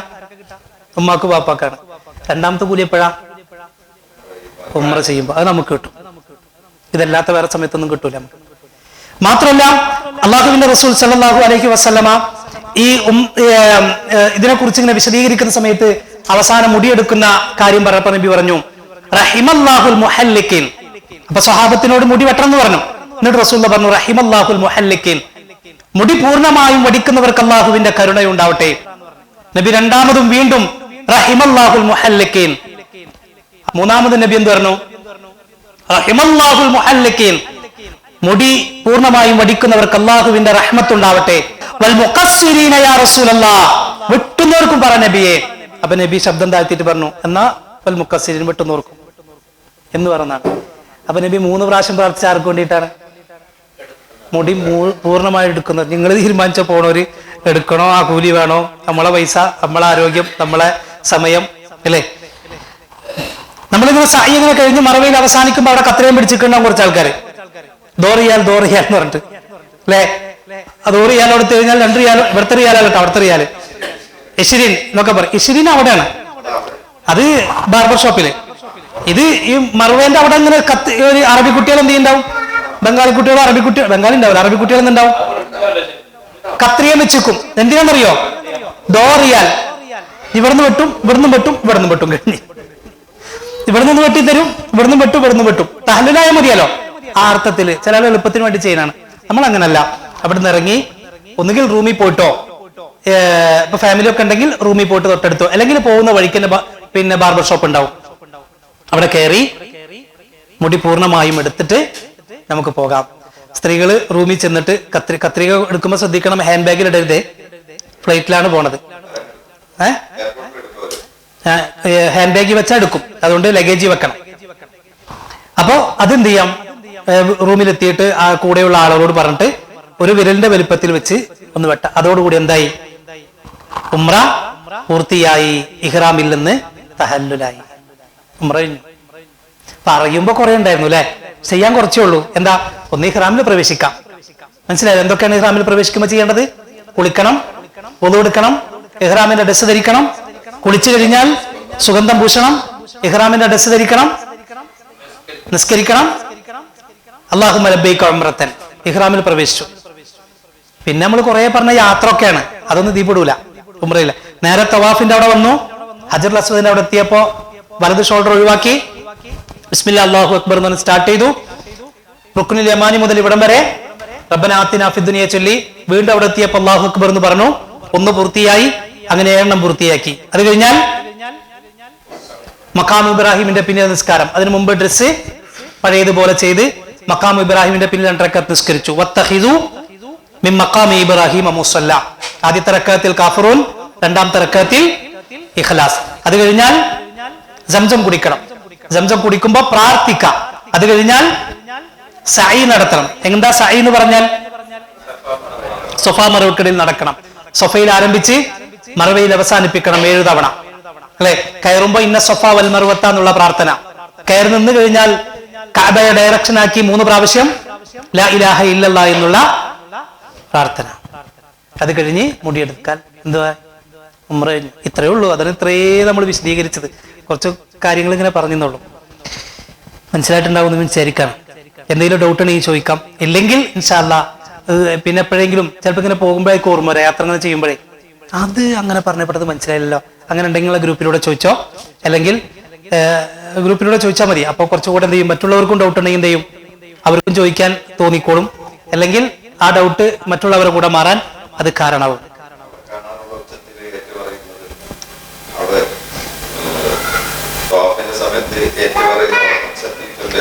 അതെ അതെ, നമ്മളങ്ങനെ ചെല്ലുമ്പോഴേ നമ്മള് അവിടെ ചെന്ന് കഴിഞ്ഞാല് ഗ്രൂപ്പായിട്ടാണ് ഉംറക്ക് പോകാം. പക്ഷെ നിങ്ങൾക്ക് അറിയാലോ, ഒരു കല്യാണത്തിൽ പോയാൽ തന്നെ രണ്ടാളെ പിടിച്ചാൽ മൂന്നാമത്തെ ആളെ കിട്ടാത്തൊരു സ്ഥലമാണ് നമ്മള്, അല്ലെ? ഒരു പാർക്കിൽ പോയി കഴിഞ്ഞാൽ മക്കൾ അങ്ങോട്ട് പോയി ഇങ്ങോട്ട് പോയ ലക്ഷക്കണക്കിന് ആളുകളുള്ള സ്ഥലത്ത് നമ്മളൊരു ഇത്രയും ആളുകൾ ഒരുമിച്ച് പോയിട്ട് കൈമ പിടിച്ചു പോകാൻ എളുപ്പമല്ല. ഫാമിലിയോട് പറയുന്നത്, മക്കളാണെങ്കിലും കൂടെയുള്ളവരാണെങ്കിലും നിങ്ങൾ ചേർത്ത് പിടിക്കണം. ചില ആളുകൾ ചോദിച്ചു, അങ്ങനെ ചേർത്ത് പിടിച്ചാൽ ഉദൂറിയൂലേന്ന്, ഭാര്യയെ തൊട്ട ഉദൂറി എന്നുള്ളതിൽ അങ്ങനൊന്നുമില്ല കേട്ടോ. അങ്ങനെയാണെങ്കിൽ യാമനാളൊരു ഉംറയാനും പറ്റൂല. പക്ഷെ അവിടെ ശ്രദ്ധിക്കേണ്ടത് ആണുങ്ങളും പെണ്ണുങ്ങളും ഒക്കെ ഒരുമിച്ചാണ്. എന്തിനാ അള്ളാഹു അങ്ങനെ ആക്കിയത്? ആണുങ്ങൾക്ക് വേറെ പെണ്ണുങ്ങൾക്ക് വേറെ 2 ട്രാക്കൊക്കെ ആക്കായിരുന്നില്ലേ? എന്തിനായിരിക്കും? ഇത്രമാത്രം വലിയ പ്രതിഫലമുള്ള വേറൊരു സ്ഥലമില്ല ആകാശത്തിന് കീഴെ. അവിടെ വെച്ച് മനുഷ്യരെ നിങ്ങൾ അള്ളാഹു പരീക്ഷിക്കണം. നിങ്ങളെ മനസ്സ് ഏതെങ്കിലും തെറ്റായ രീതിയിൽ പോകുന്നുണ്ടോ ഇല്ലേ എന്നുള്ളത് അറിയാൻ. അപ്പൊ അതുകൊണ്ട് നല്ല ഇഖ്ലാസും തഖ്വയൊക്കെ ഉണ്ടാവണം. നമ്മുടെ കുടുംബത്തെ നമ്മൾ ചേർത്ത് പിടിക്കണം. മക്കളെ കൈമ പിടിക്കണം, ഭാര്യയുടെ കൈമ പിടിക്കണം. ഒരിക്കലും എന്ത് ചെയ്യരുത്, തിരക്ക് കൂട്ടിയിട്ട് അങ്ങോട്ടും ഇങ്ങോട്ടും ആവരുത് കേട്ടോ. അത്തരം കാര്യങ്ങളൊക്കെ പ്രത്യേകം ശ്രദ്ധിക്കണം. പിന്നെ ഈ പറഞ്ഞത്, അവിടെ നിങ്ങൾക്ക് കാണാം ഫ്രണ്ടിൽ കൂടെ ഒരാൾ ഇങ്ങനെ പോകും, റബ്ബന, ബാക്കിൽ കൂടെ റബ്ബന ആത്തിന ആത്തിന, ഒരു ജാഥ വിളിക്കുന്നത് ഇൻഖലാബ് സിന്ദാബാദ് എന്ന് പറഞ്ഞ പോലെ റബ്ബന റബ്ബന ആത്തിന. അവിടെ നിന്ന് പ്രത്യേകിച്ച് കാര്യമില്ല അല്ലേ? അത് നമ്മൾ പഠിച്ച് നമ്മളിങ്ങനെ പറഞ്ഞാൽ മതി. നമ്മളിങ്ങനെ പറഞ്ഞോളും എല്ലാവരും ഇൻഷാ അല്ലാഹ്. അവസാനിപ്പിക്കട്ടെ. ശരി, ഉംറ പൂർത്തിയായി. അവിടെ ഓരോ വഖത്തിന് ശേഷവും മയ്യത്ത് നിസ്കാരം ഉണ്ടാവും. മക്കത്തുണ്ടാവും, മദീനത്തുണ്ടാവും കേട്ടോ. ഓരോ വഖത്തിന് ശേഷവും മയ്യത്ത് നിസ്കാരം ഉണ്ടാവും. ഉംറക്ക് വന്നിട്ട് മരണപ്പെട്ട ആളുകൾ ഉണ്ടാകും. ആ പ്രദേശത്തുള്ള ആളുകൾ മരണപ്പെട്ടാൽ ഒക്കെ എവിടേക്കാ കൊണ്ടുവരാൻ? മയ്യത്ത് നിസ്കരിക്കാൻ ഹറമിലേക്കാണ് കൊണ്ടുവരാം. വഖത്ത് കഴിഞ്ഞാൽ ഉടൻ തന്നെ മയ്യത്ത് നിസ്കാരം ഉണ്ടാവും. എത്ര റക്അത്താ മയ്യത്ത് നിസ്കാരം? 5 4 റക്അത്തല്ല അല്ലേ? പിന്നെന്താ? തക്ബീറാണ്. 4 തക്ബീർ. ഒന്നാമത്തെ തക്ബീറിന് ശേഷം ഫാത്തിഹ, 2ന് ശേഷം സ്വലാത്ത്, 3ന് ശേഷം പ്രാർത്ഥന. ഒന്ന് പറഞ്ഞു നോക്കിയേ. അല്ലാഹുമ്മ ഗ്ഫിർ ലഹു വർഹംഹു വആഫിഹി വഅഫു അൻഹു വഅക്രിം നുസുലഹു വവസ്സിഅ മദ്ഖലഹു വഗ്സിൽഹു ബിൽമാഇ വസ്സൽജി വൽബർദ് വനഖ്ഹിഹി മിനൽ ഖത്തായ കമാ യുനക്ക الثوبുൽ അബീദു മിനദ് ദനസി വഅബ്ദിൽഹു ദാരൻ ഖൈറൻ മിൻ ദാരിഹി വഅഹ്ലൻ ഖൈറൻ മിൻ അഹ്ലിഹി വസൗജൻ ഖൈറൻ മിൻ സൗജിഹി വഅദ്ഖിൽഹുൽ ജന്നത വഅഇദുഹു മിൻ അദാബിൽ ഖബ്രി വമിൻ അദാബിൻ നാർ. ഇത് മയ്യത്തിന് നമുക്ക് കൊടുക്കാൻ കഴിയുന്ന ഏറ്റവും വലിയ സമ്മാനമാണ് യാത്ര അയക്കുമ്പോൾ. എല്ലാവരും പഠിക്കണം കേട്ടോ. കുറെ ആളുകൾക്കൊന്നും മയ്യത്ത് നിസ്കാരത്തിൽ ഈ പ്രാർത്ഥന കിട്ടൂല. നമ്മൾ വിചാരിച്ചിരുന്ന പ്രശ്നമൊന്നുമില്ല എന്നാ. പാപ്പ മരിച്ചാൽ നമുക്ക് ചൊല്ലിക്കൂടെ? ഉമ്മ മരിച്ചാൽ നമുക്ക് ചൊല്ലിക്കൂടെ? ഭർത്താവ് മരിച്ചാൽ നമുക്ക് ചൊല്ലിക്കൂടെ? ഭാര്യ മരിച്ചാൽ നമുക്ക് ചൊല്ലിക്കൂടെ? മക്കൾ മരിച്ചാൽ നമുക്ക് ചൊല്ലിക്കൂടെ? ഈ പ്രാർത്ഥന നമ്മുടെ ഏറ്റവും വേണ്ടപ്പെട്ടവരുടെ മയ്യത്ത് മുന്നിൽ വെച്ചിട്ട് ഈ പ്രാർത്ഥന കിട്ടിയില്ലെങ്കിൽ അവരോട് ചെയ്യുന്ന ചതിയല്ല നമ്മളെ. നിങ്ങൾക്ക് പഠിക്കായിരുന്നില്ലേ എന്ന് ചോദിച്ചാൽ, അല്ലെങ്കിൽ നമ്മുടെ മനസ്സിനോട് നമ്മൾ ആ സമയത്താണ് ചോദിക്കുക. ഇതൊന്നും നിസ്സാരമായിട്ട് കാണരുത്. പ്രത്യേകിച്ച് പ്രവാസികളായ നമ്മെ സംബന്ധിച്ചിടത്തോളം ഇപ്പൊ നാട്ടിലാണെങ്കിൽ ഇടക്കിടക്ക് ഒരു മയ്യത്ത് ഇങ്ങനെ പോകുമ്പോൾ നമുക്ക് ഉണ്ടാവും. ഇവിടെ ഒന്നും അങ്ങനെ മയ്യത്ത് നിസ്കാരത്തിൽ മദ്രസയിലൊക്കെ നമ്മൾ ഉള്ള കുട്ടികളോടൊക്കെ ചോദിക്കുമ്പോൾ മയ്യത്തന്നെ അവർ കണ്ടിട്ടുണ്ടാവില്ല. മയ്യത്തന്നെ കാണാത്ത കുട്ടികളാണ്. അവരെ പറഞ്ഞിട്ട് കാര്യമില്ല അല്ലെ? അപ്പൊ കുട്ടികളെ പഠിപ്പിക്കണം, നമ്മൾ പഠിക്കണം, അതൊക്കെ പഠിച്ചു വെക്കണം. ഞാൻ പറഞ്ഞത് ഓരോ നമസ്കാരം കഴിഞ്ഞാലും അവിടെ മയ്യത്ത് നിസ്കാരം ഉണ്ടാകും. മയ്യത്ത് നമസ്കാരത്തിൽ ഒരു ഭാഗത്തേക്ക് സലാം വിട്ടുള്ളൂ. നമുക്ക് ഇവിടെ ഒരു സലാം 2 ഭാഗത്തേക്കും വിട്ടു. ഇവിടെ ഒമാനികൾ അങ്ങനല്ലേ, അസ്സലാമു അലൈക്കും വറഹ്മത്തുള്ളാഹി എന്ന് പറയും. പക്ഷെ അവിടെ മയ്യത്ത് നിസ്കാരത്തിൽ അസ്സലാമു അലൈക്കും വറഹ്മത്തുള്ളാഹി എന്ന് പറഞ്ഞ് അവസാനിപ്പിക്കും. ഹദീസിൽ അങ്ങനെയുമുണ്ട്. പ്രവാചകൻ കൂടുതൽ അങ്ങനെയാണ് ചെയ്തിട്ടുള്ളതെന്നാണ്. ഒരു ഭാഗത്തേക്ക് സലാം വീട്ടിയിട്ടാണ് മയ്യത്ത് നിസ്കാരത്തിൽ സലാം വീട്ടിയിട്ടുള്ളതെന്നാണ്. അസ്സലാമു അലൈക്കും വറഹ്മത്തുള്ളാഹി വബറകാതുഹു എന്നുള്ള ഹദീസ് ദുർബലമാണ്. അസ്സലാമു അലൈക്കും വറഹ്മത്തുള്ളാഹി വബറകാതുഹു എന്നുള്ള ഹദീസ് ദുർബലമാണ്. അപ്പൊ അതുകൊണ്ട് ശ്രദ്ധിക്കാം. ഒരു മയ്യത്ത് നിസ്കരിച്ചാൽ ഒരു ഖീറാത്ത് പ്രതിഫലമുണ്ട്. എന്താണ് ഖീറാത്ത് എന്ന് ചോദിക്കപ്പെട്ടു. അവിടുന്ന് പറഞ്ഞു, വലിയ പർവ്വതം പോലെ. മറ്റൊരു ഹദീസിൽ ഉഹുദ് പർവ്വതം പോലെ എന്നുണ്ട്. ഒരു മയ്യത്ത് നിസ്കാരത്തിന് ഉഹുദ് പർവ്വതം പോലെയുള്ള പ്രതിഫലമാണ്. എന്നാലോചിക്കുക നിങ്ങള്. അപ്പൊ അതൊന്നും ആരും നഷ്ടപ്പെടുത്തരുത് എന്നുകൂടെ പറയാണ്. ശരി, അതോടൊപ്പം തവാഫിനോ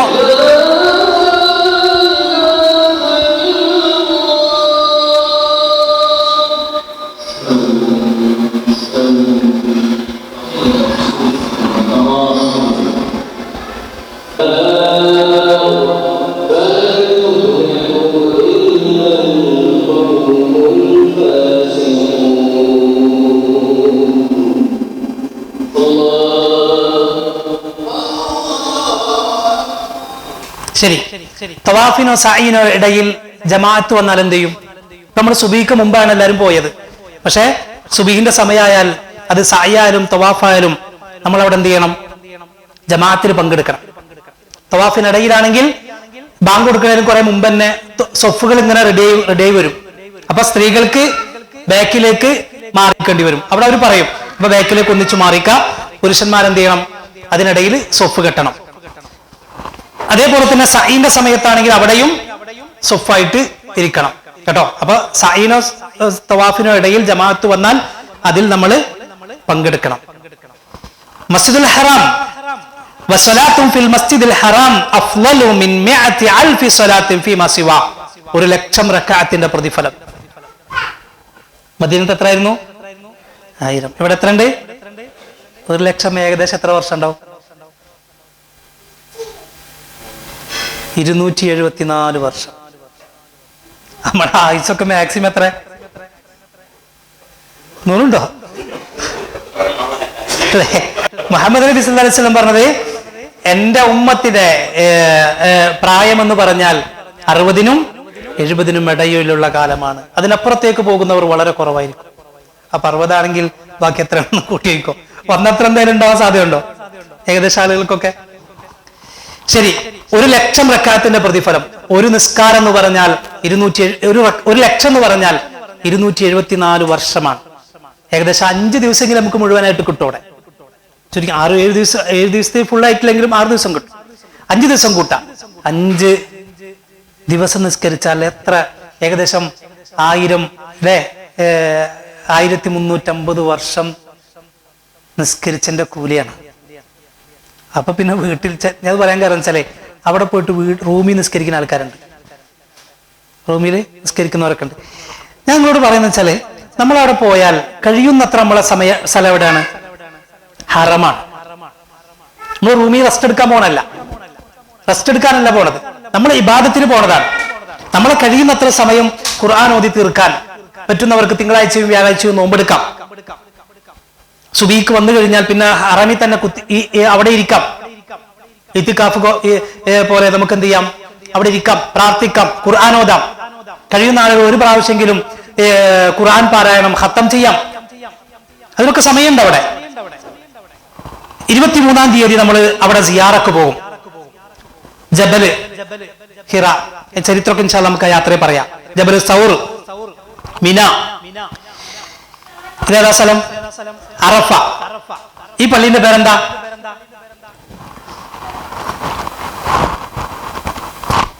പറഞ്ഞോക്ക്. മസ്ജിദ് നമീറ. മസ്ജിദ് നമീറ. ഈ പള്ളിയിൽ 2.5 ലക്ഷം പേർക്ക് ഒരു സമയത്ത് നിസ്കരിക്കാൻ പറ്റും. എത്ര? 2.5. പക്ഷേ ഒരൊറ്റ സമയം മാത്രമേ നിസ്കരിക്കുള്ളൂ അവിടെ. അറഫ ദിനത്തിന്റെ അന്ന് ളുഹറും അസറും ജമ്മും കസറുമാക്കി. വേറെ നിസ്കാരമില്ല, വേറൊരു നിസ്കാരമില്ല. അതിനുവേണ്ടി മാത്രം ഒരേ സമയം 2.5 ലക്ഷം പേർക്ക് നിസ്കരിക്കാൻ പറ്റുന്ന പള്ളി അവിടെ പണിത് വെച്ചേക്കാം അല്ലേ? മുസ്ദലിഫ, ഇതാണ് ജംറ. ഇതൊക്കെ ഹജ്ജിന്റെ സ്ഥലങ്ങളാണ്. ജസ്റ്റ് ഒന്ന് പോയി. ഇന്ന് നമ്മളിപ്പോ പോകുമ്പോൾ ഒരു പ്രതിഫലം അവിടെ ഇല്ല. ഇതിനെപ്പോഴാ പ്രതിഫലം ഉള്ളത്? ഹജ്ജിനാണ്. ഈ പറഞ്ഞ സ്ഥലം മിനയാണ്. ഹജ്ജ് എന്നാ ആരംഭിക്കാം? ദുൽഹിജ്ജ 8-ന് ആരംഭിക്കും. മിനയിൽ നിന്നാണ് ആരംഭിക്കുക. ളുഹറോട് കൂടെ എല്ലാവരും മിനയിലേക്ക് എത്തും. കൂട്ടത്തിൽ ഹജ്ജും കൂടി പഠിക്കാലോ. അള്ളാഹു തൗഫീഖ് നൽകട്ടെ പോവാൻ. ആമീൻ. ദുൽഹിജ്ജ 8-ന്റെ അന്ന് മിനയിലേക്ക് എത്തണം എല്ലാവരും, ളുഹറോട് കൂടെ. ളുഹറിന് മുമ്പായി മിനയിൽ താമസിക്കുന്ന സമയം അത്രയും ളുഹറും അസറും ഇശാവും കസറാക്കി നിസ്കരിക്കണം. അവിടെ ജമ്മാക്കാൻ പാടില്ല, കസറാക്കി നിസ്കരിക്കണം. അങ്ങനെ അന്നത്തെ രാത്രി കഴിഞ്ഞാൽ പിറ്റേ ദിവസം ദുൽഹിജ്ജ 9-ന്റെ അന്ന് രാവിലെ അറഫയിലേക്ക് പോകണം. അറഫ മൈതാനത്ത് പോയി നിൽക്കണം. അവിടെ പ്രത്യേകിച്ച് പിന്നെ ഇബാദത്തുകൾ വേറൊന്നുമില്ല, പ്രാർത്ഥനകൾ മാത്രം. ആകാശത്തിന് കീഴെ അന്നത്തെ ഏറ്റവും പുണ്യമുള്ള ഭൂമി സ്ഥലം അത് അറഫയാണ്. അവിടെയാണ് ഖുത്ബ നിർവഹിക്കും നമിറ മസ്ജിദിൽ. അന്ന് മഗ്രിബ് ബാങ്ക് കൊടുത്തു കഴിഞ്ഞാൽ പിന്നെ പോകും മുസ്ദലിഫയിലേക്ക്. ബാങ്ക് കൊടുത്തിട്ട് നിസ്കരിക്കരുത് എന്ന് പറഞ്ഞ ഏക സ്ഥലവും ദിവസം എന്നാണ് ദുൽഹിജ്ജ 9 അന്ന് മഗ്രിബിന. നമ്മളിവിടെ ബാങ്ക് കൊടുത്താൽ പള്ളിയിൽ പോണില്ല, ഒരാളോട് കാണാതെ പള്ളിയിൽ പോകില്ലേ അല്ലെ? പള്ളിന്റെ അവിടെ നിന്ന് ഇങ്ങോട്ട് പോകണം, ബന്ധം നിസ്കരിക്കാണ്ട് പോകുന്നില്ലേ? പക്ഷെ അറഫയിൽ ദുൽഹിജ്ജ 9 അന്ന് മഗ്രിബിന് ബാങ്ക് കേട്ടാൽ നിസ്കരിക്കാൻ പാടില്ല. എല്ലാവരും പോകണം എവിടേക്ക്? മുസ്ദലിഫയിലേക്ക് പോകണം. അവിടെ പോയി മഗ്രിബും ഇശാവും ജമ്മും കസറുമാക്കി നിസ്കരിക്കണം. അന്ന് അവിടെ കിടന്ന് ഉറങ്ങണം. വേറൊരു പ്രത്യേകിച്ച് പ്രാർത്ഥന ദുആ ഒന്നുമില്ല, അവിടെ ഉറങ്ങലാണ് ഇബാദത്ത്. പിറ്റേ ദിവസം വീണ്ടും മിനയിലേക്ക് വരണം. മിനയിലേക്ക് വന്നേ അവിടുന്ന് ജംറയിൽ കല്ലെറിയുന്നു. ദുൽഹിജ്ജ 8 ആരംഭിച്ച് ദുൽഹിജ്ജ 13 അവസാനിക്കുന്ന ഇബാദത്താണ് എന്ത്? ഹജ്ജ്. കുറച്ച് നടക്കണം, കുറച്ച് ഓടണം, കുറച്ച് എറിയണം, കുറച്ച് ഇരിക്കണം, കുറച്ച് കിടക്കണം, കുറച്ച് ഉറങ്ങണം. ഇതേ ഹജ്ജ്. പ്രത്യേകിച്ച് ഒരു പ്രാർത്ഥന പോലുമില്ല. ഉംറക്ക് നമ്മൾ ഈ പ്രാർത്ഥന ഒക്കെ പഠിച്ചു, അതുപോലെ എന്തിലില്ല? ഹജ്ജിലില്ല. ഹജ്ജില് പ്രാർത്ഥന അല്ല, ഓടല്, ഇരിക്കല്, നടക്കല്, എറിയല്, ഇതൊക്കെയാണ്. ശരി, ഈ സ്ഥലം നമ്മൾ പോയി കാണും, വരും. ഞാൻ അവസാനിപ്പിക്കാം. യഥാർത്ഥത്തിൽ ത്യാഗമാണ് ഹജ്ജും ഉംറയും എന്ന് പറഞ്ഞാൽ. നമ്മളിങ്ങനെ എല്ലാ കാര്യങ്ങളും നമുക്ക് റെഡിയാണെന്ന്. മുൻകാലത്തെ അപേക്ഷിച്ച് ഇന്നെല്ലാ സൗകര്യങ്ങളും നമുക്കുണ്ട്. നേരത്തെ വിളിച്ചു പറയാൻ, റെഡിയാണോ എന്ന് വീണ്ടും വീണ്ടും ഉറപ്പിക്കാൻ അതിനുള്ള സൗകര്യങ്ങളുണ്ട്. 3.5 മണിക്കൂറോ അല്ലെങ്കിൽ ചെറിയ സമയം കൊണ്ട് യാത്ര ചെയ്തെത്താനുള്ള സൗകര്യങ്ങളുണ്ട്. എന്നാൽ മുൻകാലത്ത് ഇതൊന്നുമില്ല, വലിയ ത്യാഗമായിരുന്നു. ഇന്നും ഈ സൗകര്യങ്ങളൊക്കെ ഉണ്ടെങ്കിലും അതിൻ്റെതായ പ്രയാസങ്ങളൊക്കെ ഉണ്ടാകും. അത് ഞാൻ മുൻകൂട്ടി തന്നെ പറയാം. അവിടെ ചെന്ന് കഴിഞ്ഞാൽ അതിൻ്റെതായ പ്രയാസങ്ങൾ ഉണ്ടാകും. മദീനയിൽ ആദ്യമായി വരുന്നവരെ മദീനയെ ഒന്ന് പരീക്ഷിക്കുമെന്ന് സ്വഹീഹായ ഹദീസാണ്. മദീനയിലേക്ക് ആദ്യമായി എത്തുന്നവരെ മദീനയെ ഒന്ന് പരീക്ഷിക്കും, അല്ലേ? അതുകൊണ്ട് ചില സഹാബത്തൊക്കെ ദുആ ചെയ്യാറുണ്ടായിരുന്നതാണ്, അല്ലാഹുവേ, പിന്നെ താബികള് ശേഷമുള്ള സലഫുകൾ പ്രാർത്ഥിക്കാറുണ്ടായിരുന്നതാണ്, അല്ലാഹുവേ, സഹിക്കാൻ കഴിയുന്ന പരീക്ഷണങ്ങളായിരിക്കണേ എന്ന്. കൂടുതൽ ആളുകളും പറയാറുണ്ട് മദീനത്തി എന്നാൽ പനി പിടിക്കുന്നൊക്കെ, അല്ലെ? അവിടുത്തെ ഒരു ക്ലൈമറ്റ് ഒക്കെ. അപ്പൊ ഏതായിരുന്നാലും ത്യാഗാണ്. നമ്മൾ അങ്ങനെ തന്നെ മനസ്സിലാക്കാം. അല്ലാണ്ട് എളുപ്പത്തിൽ പോയി വരാൻ, എളുപ്പത്തിൽ തീരുന്ന ഒരു പരിപാടിയായിട്ട് ഒന്നിനെ നമ്മൾ എന്ത് ചെയ്യരുത്, കാണരുത്. എത്രത്തോളം പരീക്ഷണങ്ങൾ കടന്നു വരുന്നുവോ അതിനനുസരിച്ച് അള്ളാഹുവിന്റെ പ്രതിഫലം നമുക്ക് കിട്ടും. ഇൻഷാ അല്ലാഹ് അള്ളാഹു തൗഫീഖ് നൽകിയാൽ 27-ാം തീയതി ശനിയാഴ്ച വൈകുന്നേരം 4 മണിക്ക് നമ്മൾ എയർപോർട്ടിലേക്ക് പോകും. 9:40-നാണ്. കുറച്ച് നേരത്തെ ഇൻഷാ അല്ലാഹ് അസറിന് ശേഷമേ പോകുള്ളൂ. നേരത്തെ പോണത് അവിടുന്ന് സംസം വാങ്ങണം. സംസം എയർപോർട്ടിൽ നിന്നാണ് നമുക്ക് കിട്ടുക. ആദ്യമൊക്കെ നമുക്ക് അവിടെ പോയി എടുക്കായിരുന്നു, ഇപ്പൊ അതൊന്നുമില്ല, എയർപോർട്ടിൽ നിന്നാണ് കിട്ടുക. അള്ളാഹു നമ്മുടെ യാത്ര എളുപ്പമാക്കി അനുഗ്രഹിക്കട്ടെ. ഇതിലൊരു കാര്യം കൂടെ സൂചിപ്പിക്കാനുള്ളത്, ചില ആളുകൾ സംശയം ചോദിച്ചിരുന്നു, നമ്മൾ എത്ര ഉംറ ചെയ്യൂന്നൊക്കെ.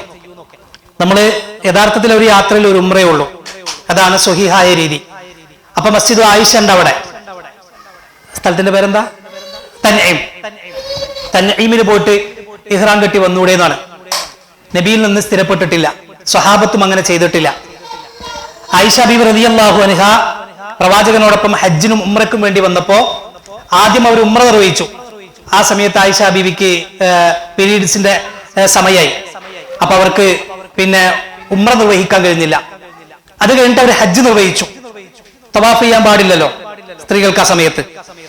അപ്പോ ഹജ്ജ് ഉംറൊക്കെ കഴിഞ്ഞിങ്ങനെ ഇരിക്കുമ്പോ ആയിഷ ബീവിക്ക് ഭയങ്കര സങ്കടം. അപ്പൊ റസൂൽ ചോദിച്ചു, എന്താ ആയിഷ?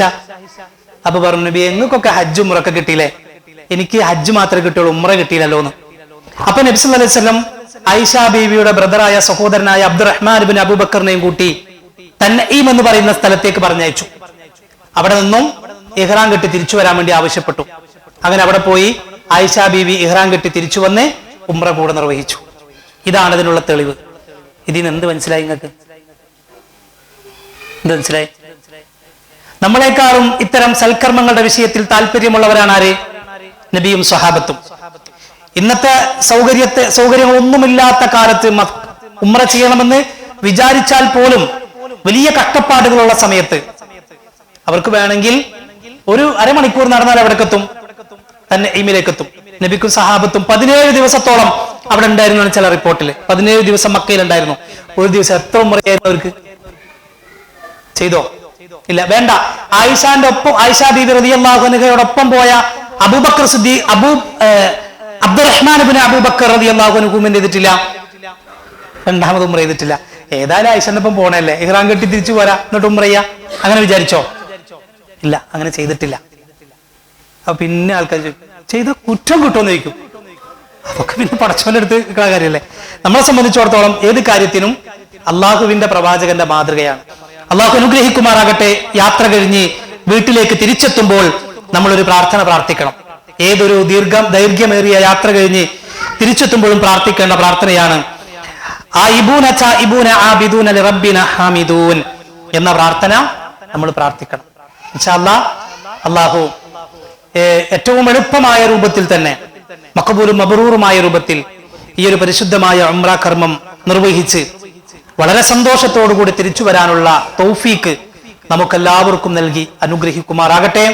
അള്ളാഹുവേ, ഞങ്ങളുടെ ജീവിതത്തിൽ സംഭവിച്ചു പോയ തിന്മകളും തെറ്റുകുറ്റങ്ങളും അബദ്ധങ്ങളും നീ ഞങ്ങൾക്ക് വിട്ടുപുറത്തു മാപ്പാക്കി തരണമേ റഹ്മാനെ. അള്ളാഹുവേ, ഞങ്ങൾ ഇവിടെ ഒരുമിച്ച് കൂടിയതുപോലെ നാളെ നിന്റെ ജന്നാത്തുൽ ഫിർദൗസിലും സന്തോഷത്തോടുകൂടി ഒരുമിച്ച് കൂടാനുള്ള മഹാസൗഭാഗ്യം റബ്ബേ നീ ഞങ്ങൾക്ക് എല്ലാവർക്കും നൽകി അനുഗ്രഹിക്കണം റഹ്മാനെ. റബ്ബനാ ആതിനാ ഫിദ്ദുനിയ ഹസന വഫിൽ ആഖിറതി ഹസനതൻ വഖിനാ അസാബന്നാർ.